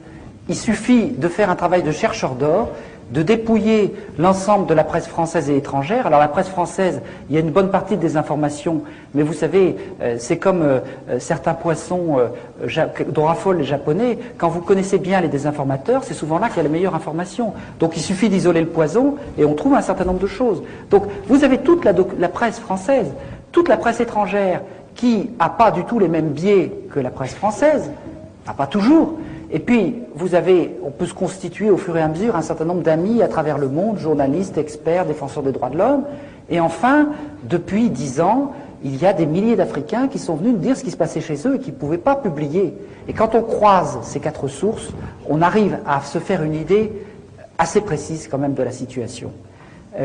Sur les causes internes, vous avez tout à fait raison d'évoquer ça parce que j'étais tellement pressé d'arriver à la fin que j'ai oublié une précaution oratoire que j'utilise chaque fois, c'est de dire que je n'allais pas beaucoup parler des causes de la responsabilité des Africains dans cette situation, non pas qu'elle ne soit pas aussi importante, mais parce qu'on vous en parle tout le temps, et qu'il me semblait utile de faire l'information sur dont on ne vous parle pas, c'est-à-dire les responsabilités de l'extérieur. Mais ce serait évidemment une forme de néocolonialisme à l'envers que de dire que les Africains n'ont pas une part importante dans cette situation. Alors, à ce propos, je voudrais dénoncer 2 armes extrêmement importantes, 2 armes idéologiques très importantes du néocolonialisme en Afrique. Et une troisième. La troisième, c'est le mépris, mais j'en ai déjà parlé. C'est-à-dire que quand vous discutez avec des gens qui opèrent ces manœuvres de la France-Afrique ou de la mafia-Afrique, ils ont un mépris incroyable de l'Afrique, un mépris invraisemblable.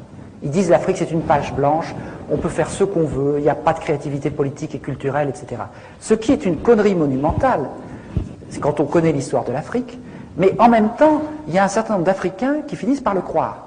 Et ça, se libérer de l'effet miroir de ce mépris, c'est un premier point extrêmement important. Le deuxième point, c'est que je vous ai expliqué qu'après la colonisation et l'esclavage, l'Afrique a hypertrophié ses solidarités de proximité. Elle doit reconstruire l'étage des règles du jeu et de l'échange et l'étage de son accès à la société monde. Or, il y a 2 idéologies qu'on inculque à l'Afrique et qui l'empêchent en permanence de sortir de là, qui la font retomber là-dedans. C'est l'idéologie qui consiste à dire la fatalité de la corruption. Parce que s'il y a fatalité de la corruption en Afrique, qu'est-ce que ça veut dire? Ça veut dire qu'il n'y a pas de solidarité possible hors de la famille immédiate et du clan, donc que l'Afrique n'est pas capable de reconstruire des règles du jeu, et que par conséquent elle est condamnée à être toujours dépendante et à rester enfermée dans son rez-de-chaussée. Or, il y a tout un tas de gens qui vous disent « la corruption c'est pas grave, c'est naturel, etc. etc. » Vous savez très bien que quand je dirais, ce que l'Afrique a de valeur et de tradition, ce n'est pas le pillage, le mensonge, etc. On apprend autre chose. Mais après ça, on vous dit, vous ne pouvez pas fonctionner à l'étage supérieur sans la corruption. Tant que les Africains ne combattront pas la corruption en se disant, ce langage de corruption, c'est un langage néocolonial parfait, eh bien, il y aura beaucoup de mal à en sortir. J'en ai beaucoup discuté avec les Sénégalais qui ont réussi à renverser un système illégitime, mais maintenant, ils sont confrontés à leurs propres problèmes. Comment ils vaincent la corruption? Parce que s'ils restent dans la corruption, ils ne s'en sortiront pas. Et le deuxième langage idéologique, c'est le langage de l'ethnisme. On vous dit, vous ne pouvez pas fonctionner en dehors des solidarités ethniques. Mais si vous ne pouvez pas fonctionner en dehors des solidarités ethniques, c'est que vous n'êtes pas capable de mettre en place des règles du jeu qui permettent de les dépasser. Au Congo-Brazzaville, où il y a eu, pendant les 10 premières années, quand même un véritable effort d'indépendance. Il y a eu des syndicats qui se sont créés, par exemple. Ces syndicats étaient naturellement nationaux, transethniques. Eh bien, aujourd'hui, il y a des gens qui veulent détruire les syndicats pour faire un syndicat par ethnie. Mais si on fait ça, ça veut dire qu'on enferme le pays complètement au rez-de-chaussée. Il n'en sortira plus. Donc, vous voyez bien que le langage qui enferme les gens dans la fatalité de l'ethnisme ou la fatalité de la corruption est le meilleur outil du néocolonialisme pour maintenir ces pays dans la dépendance.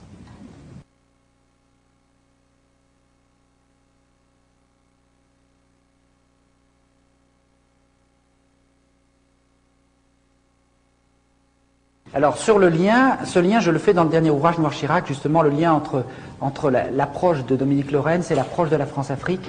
C'est en fait le lien des stratégies de la guerre froide. Mais je n'ai pas le temps de développer ici. Disons que préfère vous inviter à le lire parce que ce serait trop long. Je mets 100 pages à expliquer tout ça, donc ce serait vraiment trop long. Mais ce que j'ai décrit pour le pétrole est vrai de toutes les matières premières. C'est vrai du scandale abominable de la destruction des forêts équatoriales, c'est vrai des diamants, bien sûr, c'est vrai de l'uranium, c'est vrai du cacao, c'est vrai de... je sais pas, moi, j'en oublie. Donc, ce système de pillage de la rente, c'est vrai de la pêche, par exemple, dans des proportions scandaleuses. Bon.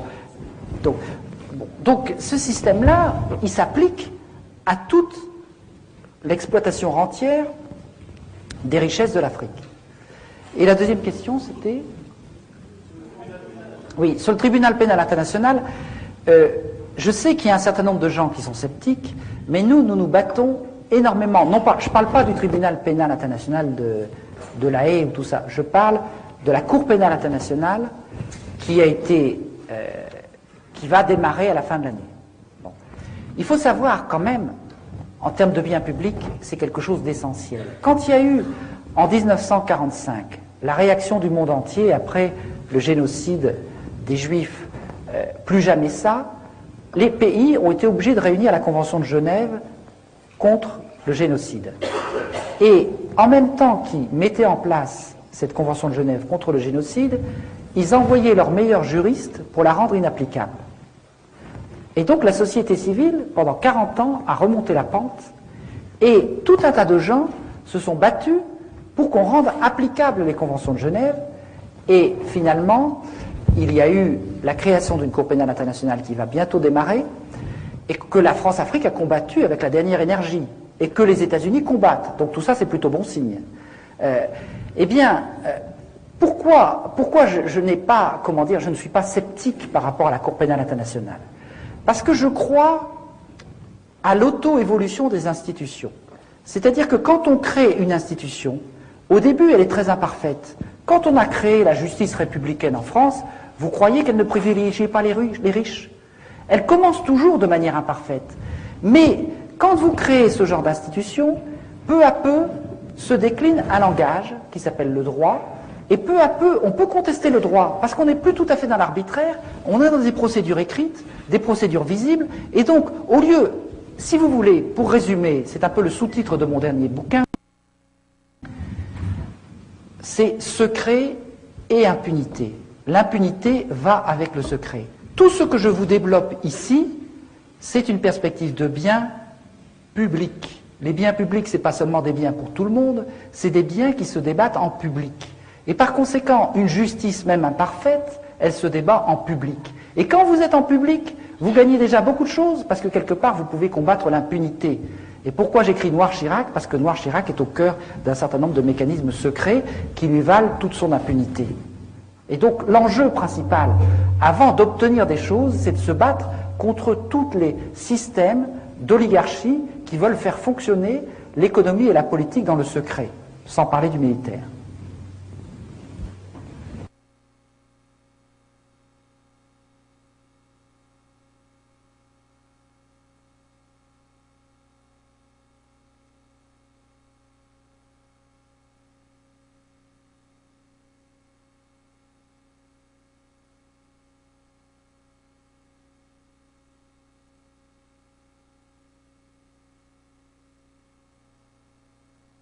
Alors je voudrais vous dire que je suis entièrement d'accord avec tout ce que vous avez dit.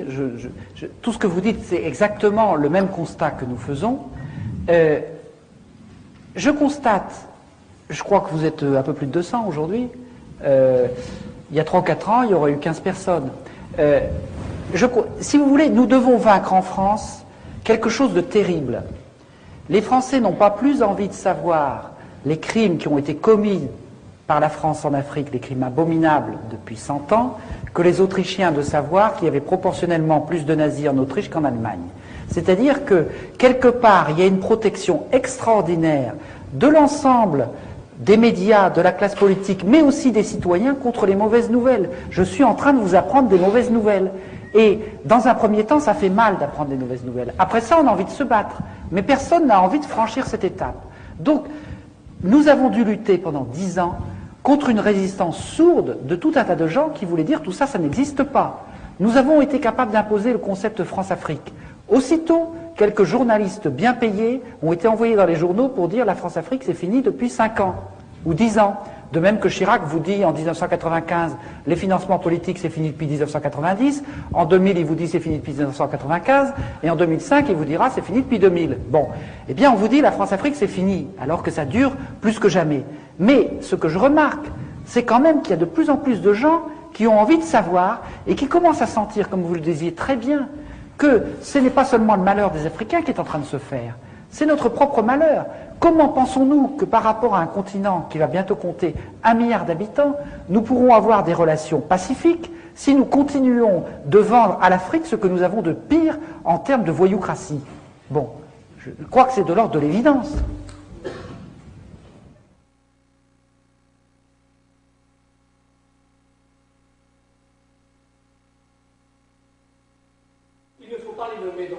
Mais je vais les nommer, je vais vous le dire, puisque j'en mets un chapitre complet dans Noir Chirac, il y a toute une partie qui traite de ça nommément avec tous les gens. Bon.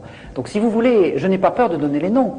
La Grande Loge nationale française, qui est la franc-maçonnerie la plus à droite, essentiellement, mais beaucoup plus. Aujourd'hui, tous les chefs d'État africains, france-africains, appartiennent à la GNF. Tous. Tous les dictateurs. Certains sont sensibles au Grand Orient, oui, avec Christian Mouchy, tout à fait. Mais ils sont tous passés à la GLNF.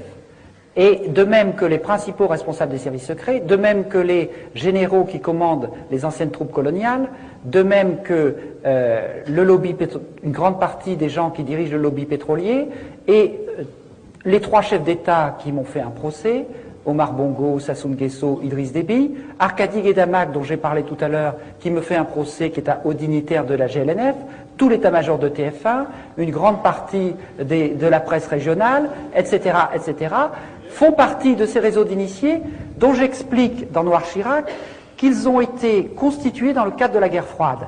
C'est-à-dire que quand il a fallu mettre en place des moyens de combattre le risque soviétique, il y a eu un service secret dans le service secret de la CIA qui s'est créé et qui a décidé de créer une sorte de chevalerie.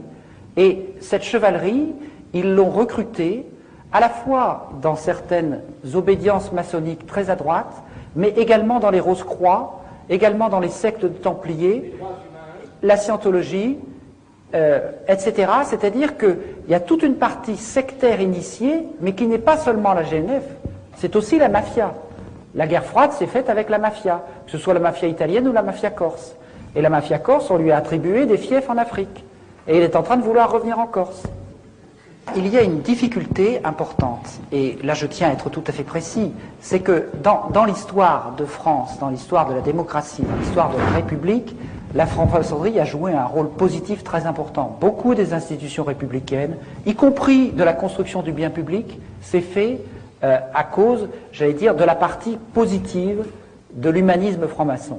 Or, ce que j'explique dans Noir Chirac, c'est que, en fait, comme il y a une partie secrète et initiatique, c'est une tentation extraordinaire pour les services secrets de tenter de dévoyer cette partie-là pour faire le secret du secret.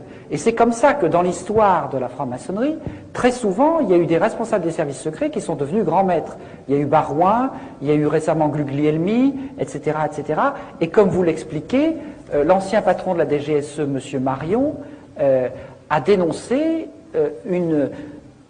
un système... Excusez-moi, monsieur.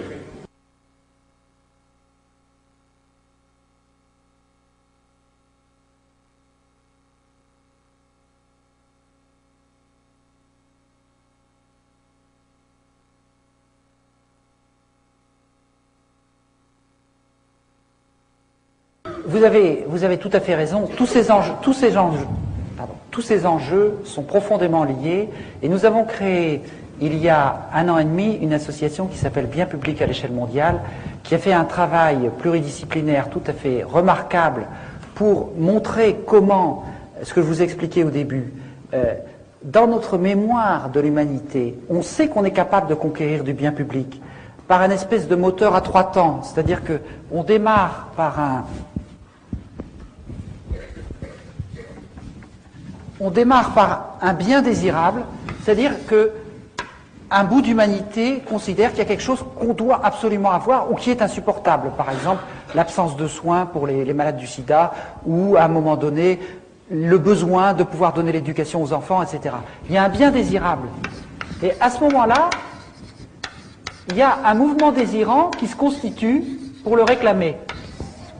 Ce mouvement désirant, il est constitué à la fois des gens qui n'ont pas ce bien, et puis d'un certain nombre de gens qui disent oui, ce serait bien qu'il y ait ce bien. Et ces gens-là, ils constituent une alliance au début tout à fait imparfaite. C'est les petits mouvements dont je vous ai parlé tout à l'heure qui ont secoué le lobby pharmaceutique. Ces gens-là, ils disent il faut trouver un débiteur du bien public. Qui c'est qui va nous donner ce bien public? Alors, dans un premier temps, dans notre histoire, mais c'est encore vrai aujourd'hui, tous les débiteurs, ils disent c'est pas moi, c'est l'autre. J'ai pas les moyens.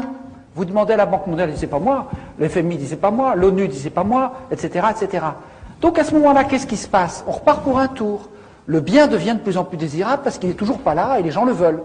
Le mouvement désirant, il commence à trouver des astuces, des failles juridiques, politiques, etc., etc. Et puis, il commence à tailler des croupières aux débiteurs qui n'en veulent pas. Ça repart 3-4 tours comme ça. Et puis finalement, à un moment donné, le mouvement désirant, il coince un débiteur. Le débiteur, il peut toujours pas, mais le mouvement, il est tel qu'on va lui en donner les moyens.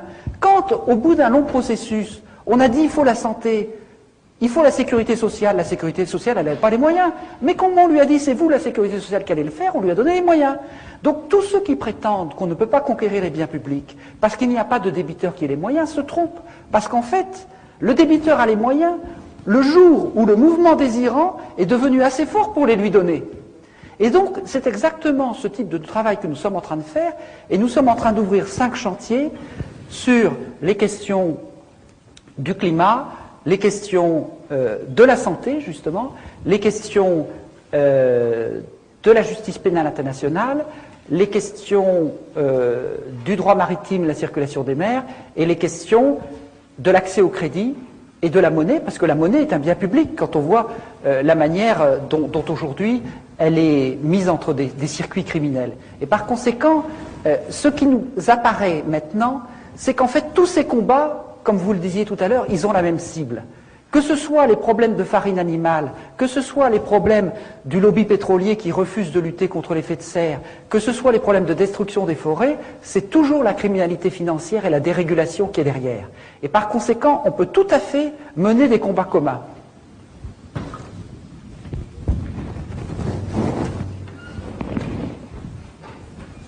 L'ethnisme, c'est d'abord la manipulation de l'ethnisme. Un tas de gens qui développent des discours ethnismes, y compris au Rwanda ou ailleurs, n'y croient pas. Mais c'est simplement que c'est une arme politique redoutable pour conserver le pouvoir.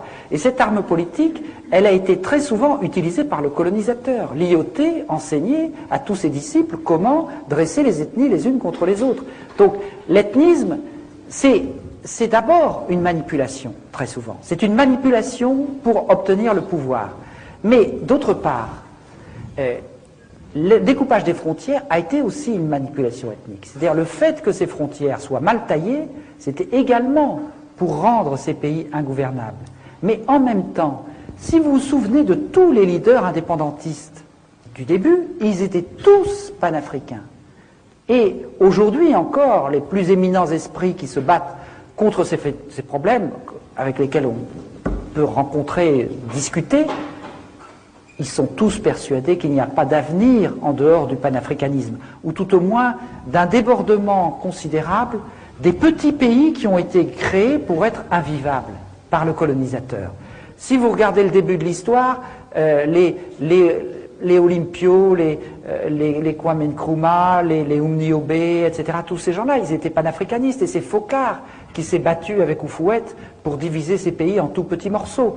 Donc, aujourd'hui, quand vous voyez que dans un élan de sagesse inattendu, l'ensemble des pays d'Afrique de l'Ouest, anglophones et francophones, ont décidé de créer une monnaie commune, Focard doit se retourner dans sa tombe. Bon, je pense que ça, ce sont des choses qui vont tout à fait dans le sens de la reconquête de l'accès de l'Afrique à l'économie monde. Ça suppose de dépasser les micro-États.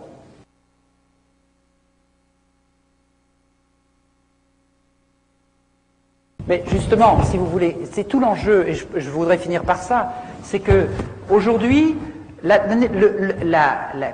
néocolonialisme a pris au moment de l'indépendance des gens qui étaient ici, fonctionnant en clan ou en famille, pour les mettre ici et pour fonctionner exactement de la même manière, en court-circuitant complètement l'émergence des contre-pouvoirs.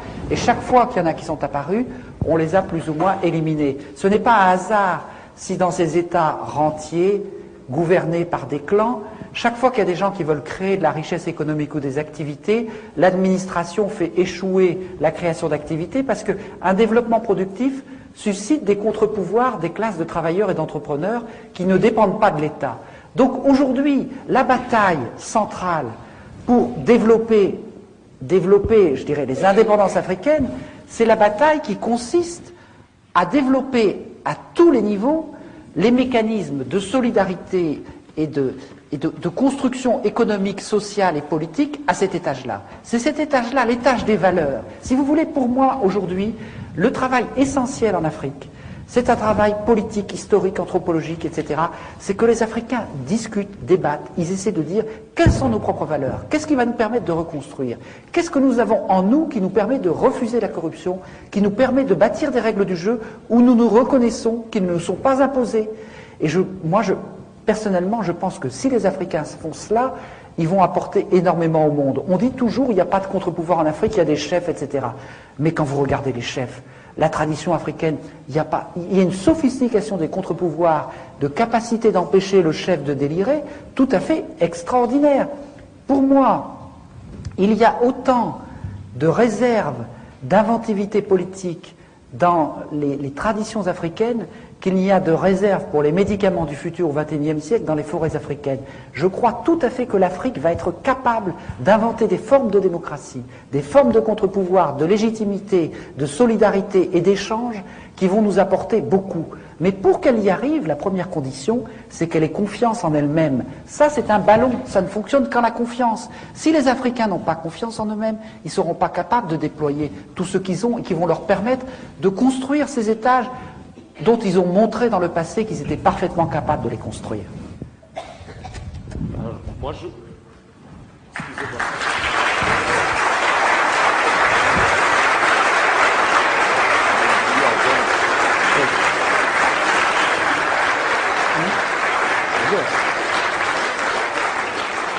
Oui, je voudrais simplement, pour terminer aussi, féliciter une maison marseillaise, Agone, qui s'est lancée dans la publication très courageuse des dossiers noirs, car il faut un certain culot pour publier cette littérature. Merci.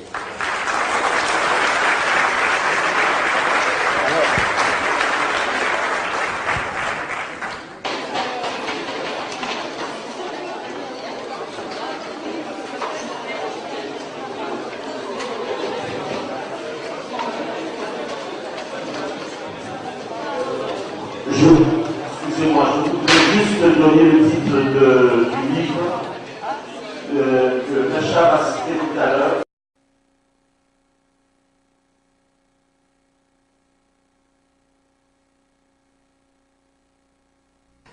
Je voudrais vous parler globalement de l'envers de la dette, mais ce titre, l'envers de la dette, on pourrait dire c'est l'escroquerie de la dette. C'est-à-dire comment, en fait, ce qu'on prétend être une dette de l'Afrique vis-à-vis de l'Occident ou vis-à-vis de la France, c'est exactement l'inverse.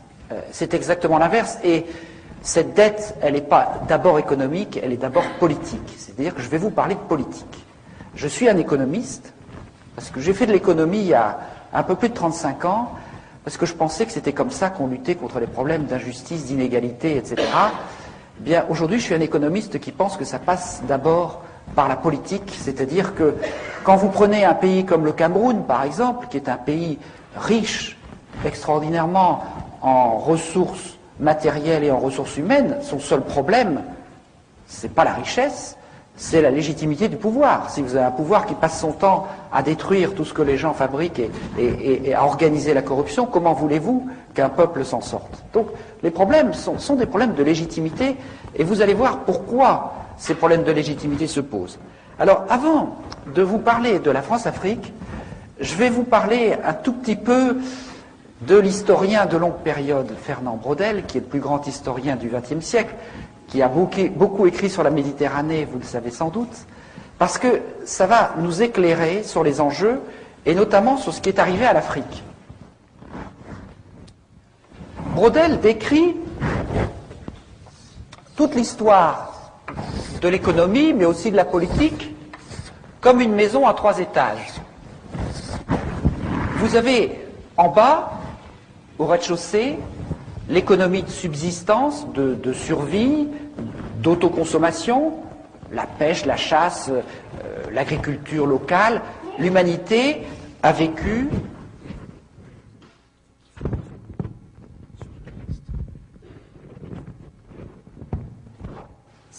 l'humanité a vécu pendant plus d'1 million d'années exclusivement dans ce rez-de-chaussée. Et puis progressivement, il y a eu ce qu'on appelle l'échange local. L'image la plus achevée, c'est l'échange ville-campagne au Moyen-Âge, avec les gens qui allaient de leur campagne jusqu'à la ville dans la journée et qui rentraient le soir, et on voit bien la place du marché, etc., etc. Donc cet échange local, il a commencé il y a 10 ou 15 000 ans. À la même époque, nous, en Europe, on clapotait péniblement dans la Méditerranée. Donc, en l'an 1000, les Africains, ils avaient l'économie de subsistance, ils avaient l'échange local, et ils accédaient à l'économie monde, à la macropolitique, à l'économie monde, etc. De même, il y a tout le travail d'Anta Diop sur l'influence, enfin, le rôle des civilisations africaines dans l'Égypte, etc. Donc, tout ce mépris que nous avons, et qui est au cœur de ces relations franco-africaines, ce mépris qui consiste à dire qu'il n'y a pas de créativité politique et culturelle en Afrique, est une absurdité totale. Seulement, qu'est-ce qui s'est passé par la suite? À partir de 1500, il y a eu les Portugais qui ont encerclé l'Afrique, de 1400 et quelques, 1450, en l'espace d'1 siècle. Autrement dit, avec cet encerclement, et puis ensuite l'esclavage, on a capturé l'étage supérieur, l'accès à l'économie monde de l'Afrique. Ensuite, avec la colonisation, on a folklorisé l'étage intermédiaire. On l'a aliéné, l'étage de l'échange local. Et l'Afrique n'a réussi à survivre à ces 3 ou 4 siècles d'agressions épouvantables qu'en se repliant sur le rez-de-chaussée du clan, de la famille, en hypertrophiant les solidarités de cet étage. Donc ça a été quelque chose de formidable pour l'Afrique, parce que quelque part, c'est ce qui lui a permis de survivre. Et ces solidarités-là sont très importantes. J'ai écrit tout un livre sur ce fonctionnement à partir de Braudel, et on s'aperçoit bien que, en permanence, c'est de là que tout repart. C'est là que sont les gènes des civilisations, c'est de là que les valeurs d'une société peuvent repartir. Qu'est-ce que c'est que conquérir l'indépendance à partir de 1960? C'était pour les Africains reconstruire les étages qui avaient été détruits par la colonisation et l'esclavage. Et donc vous allez voir que tout ce que je vais vous expliquer maintenant de la France-Afrique, ça a été un jeu depuis 40 ans qui a consisté en permanence, par toutes sortes de moyens politiques, économiques, barbouzards ou idéologiques, de faire retomber en permanence l'Afrique dans ce niveau-là, en lui disant vous n'êtes pas capable de déployer des règles du jeu, qu'elles soient économiques, politiques, culturelles, à ce niveau-là, ni d'accéder à l'économie monde. Et donc c'est cela l'enjeu dont je vais vous parler maintenant assez brièvement. Qu'est-ce que c'est que la France-Afrique? La France-Afrique, c'est ce qui a été mis en... il se poursuit toujours, et puis ensuite Braudel parle de l'échange au loin. C'est-à-dire que des gens ont été capables de monter des expéditions à travers des caravanes transcontinentales, à travers ensuite les navires qui allaient jusqu'en Extrême-Orient, et puis ensuite, grâce à l'essor des télécommunications, à l'essor des moyens techniques et financiers, un certain nombre de gens ont pu s'extraire du marché local pour conquérir des positions mondiales, et ces gens-là vous parlent en permanence du marché, mais en fait, leur seule ambition, c'est grâce à leurs moyens, leur super moyen de se placer en position de monopole ou d'oligopole, comme on dit, c'est-à-dire d'être un ou deux à contrôler le marché. Autrement dit, ce que décrit longuement Braudel après un travail de plusieurs décennies et dans son ouvrage majeur Civilisation matérielle, économie et capitalisme, c'est que vous avez 3 étages de l'économie. L'étage d'extrême proximité, ensuite l'échange local, et puis vous passez à l'économie monde ou à la macroéconomie, l'économie au loin. Ici, on ne pratique pas encore les règles du jeu de l'économie, ici on les pratique, et ici on ne les pratique plus. Vous avez la même chose en politique, vous commencez dans la famille et le clan, ensuite vous avez la démocratie locale, parce que toute la démocratie, tout le débat public a toujours été local, d'abord en contrariété au pouvoir absolu. Et puis ensuite, vous avez la macropolitique, et au niveau macropolitique, on ne pratique plus les règles de la démocratie. Si vous regardez les grands enjeux du monde, le jour où les promoteurs de la démocratie, les Américains, appliqueront à l'échelle de la planète la règle de la démocratie, un homme, une voix, vous viendrez me chercher, mais je crois que je ne serai plus là. Donc, on est dans un système où, ici, on ne pratique pas les règles du jeu de la démocratie, du débat public, ici on les pratique, ici on ne les pratique plus. C'est la même chose en football. Vous apprenez à jouer au football dans la rue, dans la formelle, à côté de chez vous. Ensuite, il y a des millions de personnes qui se mettent à vouloir un arbitre et à pratiquer les règles du jeu. Et puis quand vous vous appelez Bernard Tapie ou Berlusconi, vous commencez à trouver que la glorieuse incertitude du sport, c'est bon pour les autres, mais pas pour vous. Vous avez la même chose dans d'autres domaines. Donc vous avez un mécanisme que décrit Braudel, qui est un mécanisme sociologique où l'humanité fonctionne avec un étage de proximité, puis ici on apprend à survivre, on apprend à échanger, on apprend à naviguer par des phénomènes d'initiation qui permettent de construire les différents étages, et très souvent ce qu'on appelle le capitalisme, c'est quand cet étage-là écrase les autres, parce que les autres sont tout à fait indispensables, ils sont même plus qu'indispensables, c'est-à-dire que vous avez deux types de sociétés. Les sociétés ballon de rugby, attendez, c'est un œuf, là, c'est vraiment pas... Bon, enfin, la société ballon de rugby et la société en sablier.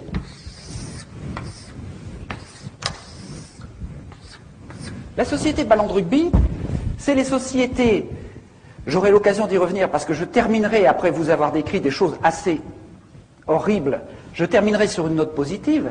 La société ballon de rugby, c'est quand l'étage intermédiaire, qui est l'étage des règles du jeu, est dilaté de telle manière que les gens ne sont pas enfermés dans les ghettos du rez-de-chaussée, et les femmes qui, dans beaucoup de civilisations et dans une grande partie de l'histoire, ont été cantonnées au rez-de-chaussée, n'accédant pas à l'échange, qu'il soit économique ou politique, dans ces systèmes où on a pu dilater l'étage des règles du jeu, elles ont la possibilité d'accéder à cet étage, et inversement, si l'étage des règles du jeu est dilaté, eh bien, il arrive à fonctionner en contre-pouvoir pour empêcher le double langage de l'étage supérieur d'être excessif ou de délirer. C'est-à-dire que quelque part, on empêche que ces gens qui sont là et qui en permanence font le contraire des règles du jeu qu'ils prétendent faire appliquer, puissent exagérer. Quand la confiance se perd, c'est-à-dire que quand dans les règles de l'économie, de la politique, de la science, du sport, de la nourriture des bovidés, etc., tout commence à se perdre, les gens se disent « mais je ne vais pas être le dernier à ne pas tricher ». Et à ce moment-là, l'étage intermédiaire qui est dilaté par la confiance dans les règles du jeu se crève comme un ballon et on passe dans le système en sablier. C'est-à-dire qu'il n'y a plus un cycliste qui croit qu'on peut courir sans être dopé. Et par conséquent, on passe dans ce domaine-là. Autrement dit, si vous voulez, ce qui fait qu'il y a une démocratie, qu'il y a un développement, etc., suppose qu'il y ait une confiance dans un minimum de règles du jeu, et quand ces règles du jeu sont trop atteintes, on passe dans des sociétés extrêmement violentes où il y a des très riches, il y a des très pauvres, et les très riches gagnent au détriment des très pauvres. Alors, pour comprendre l'enjeu que je vais vous raconter maintenant sur l'envers de la dette en Afrique, il faut voir ce qui s'est passé depuis l'an 1000.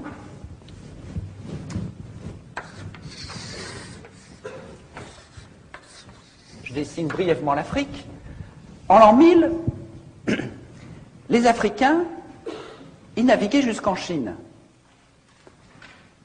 Il y avait de très grands États en Afrique. Place en 1960, au moment où De Gaulle, à cause de la pression de l'histoire, a dû accorder l'indépendance aux pays d'Afrique. Il a à ce moment-là décrété une nouvelle légalité internationale, l'indépendance. Et en même temps, il a chargé son bras droit, Jacques Foccart, de faire exactement l'inverse. Pour 3 ou 4 raisons. D'abord pour maintenir le rang de la France à l'ONU avec un cortège d'États clients, pour maintenir l'accès aux matières premières stratégiques, le pétrole, l'uranium, ou aux matières premières juteuses comme le bois, le cacao, etc., pour maintenir le financement de la vie politique, parce que je vous parlerai tout à l'heure des chiffres de détournement de la rente pétrolière ou du bois, etc., ça représente des centaines de milliards. Et les affaires dont on vous parle en France, ce sont des lotos paroissiaux par rapport aux financements politiques qui viennent de l'Afrique. Alors, ça c'était la troisième raison. Et la quatrième, qui m'est apparue plus récemment à travers un certain nombre de travaux historiques, c'est le rôle de sous-traitant de la France dans la guerre froide au service du camp occidental, c'est-à-dire empêcher une partie de l'Afrique de basculer du côté du camp communiste. Donc, pour ces quatre raisons, De Gaulle demande à Jacques Foccart de faire exactement l'inverse de ce qu'il dit. Alors, c'est là qu'il faut comprendre le problème. C'est que si on décrète une nouvelle légalité internationale et qu'on fait exactement le contraire, ce qu'on fait est illégal, ne peut être fait que de manière occulte, cachée. Et c'est pour ça que toutes ces relations franco-africaines sont très majoritairement cachées aux yeux du public, parce qu'elles sont inavouables, puisque la nouvelle légalité, c'est l'indépendance. Autrement dit, la France-Afrique, c'est comme un iceberg. Vous avez 10% d'émergés, la France, patrie des droits de l'homme, meilleure amie de l'Afrique, généreuse, etc., toute une face immaculée dans la relation franco-africaine, et vous avez 90% d'immergés, qui est la réalité profonde de la réalité franco-africaine, qui est le système mis en place par Jacques Foccart et qui visait à maintenir la dépendance. Quels étaient ces moyens inavouables? Je vais très vite parce que je voudrais ensuite passer à l'actualité et puis aux enjeux actuels. Quels étaient les moyens parallèles, illégaux, inavouables, de tenir cette relation franco-africaine? Le premier, ça a été de faire un grand ménage pour choisir des chefs d'État amis de la France, souvent d'ailleurs avec la nationalité française, parfois tout simplement des agents des services français comme Omar Bongo, qui vivent souvent en France d'ailleurs.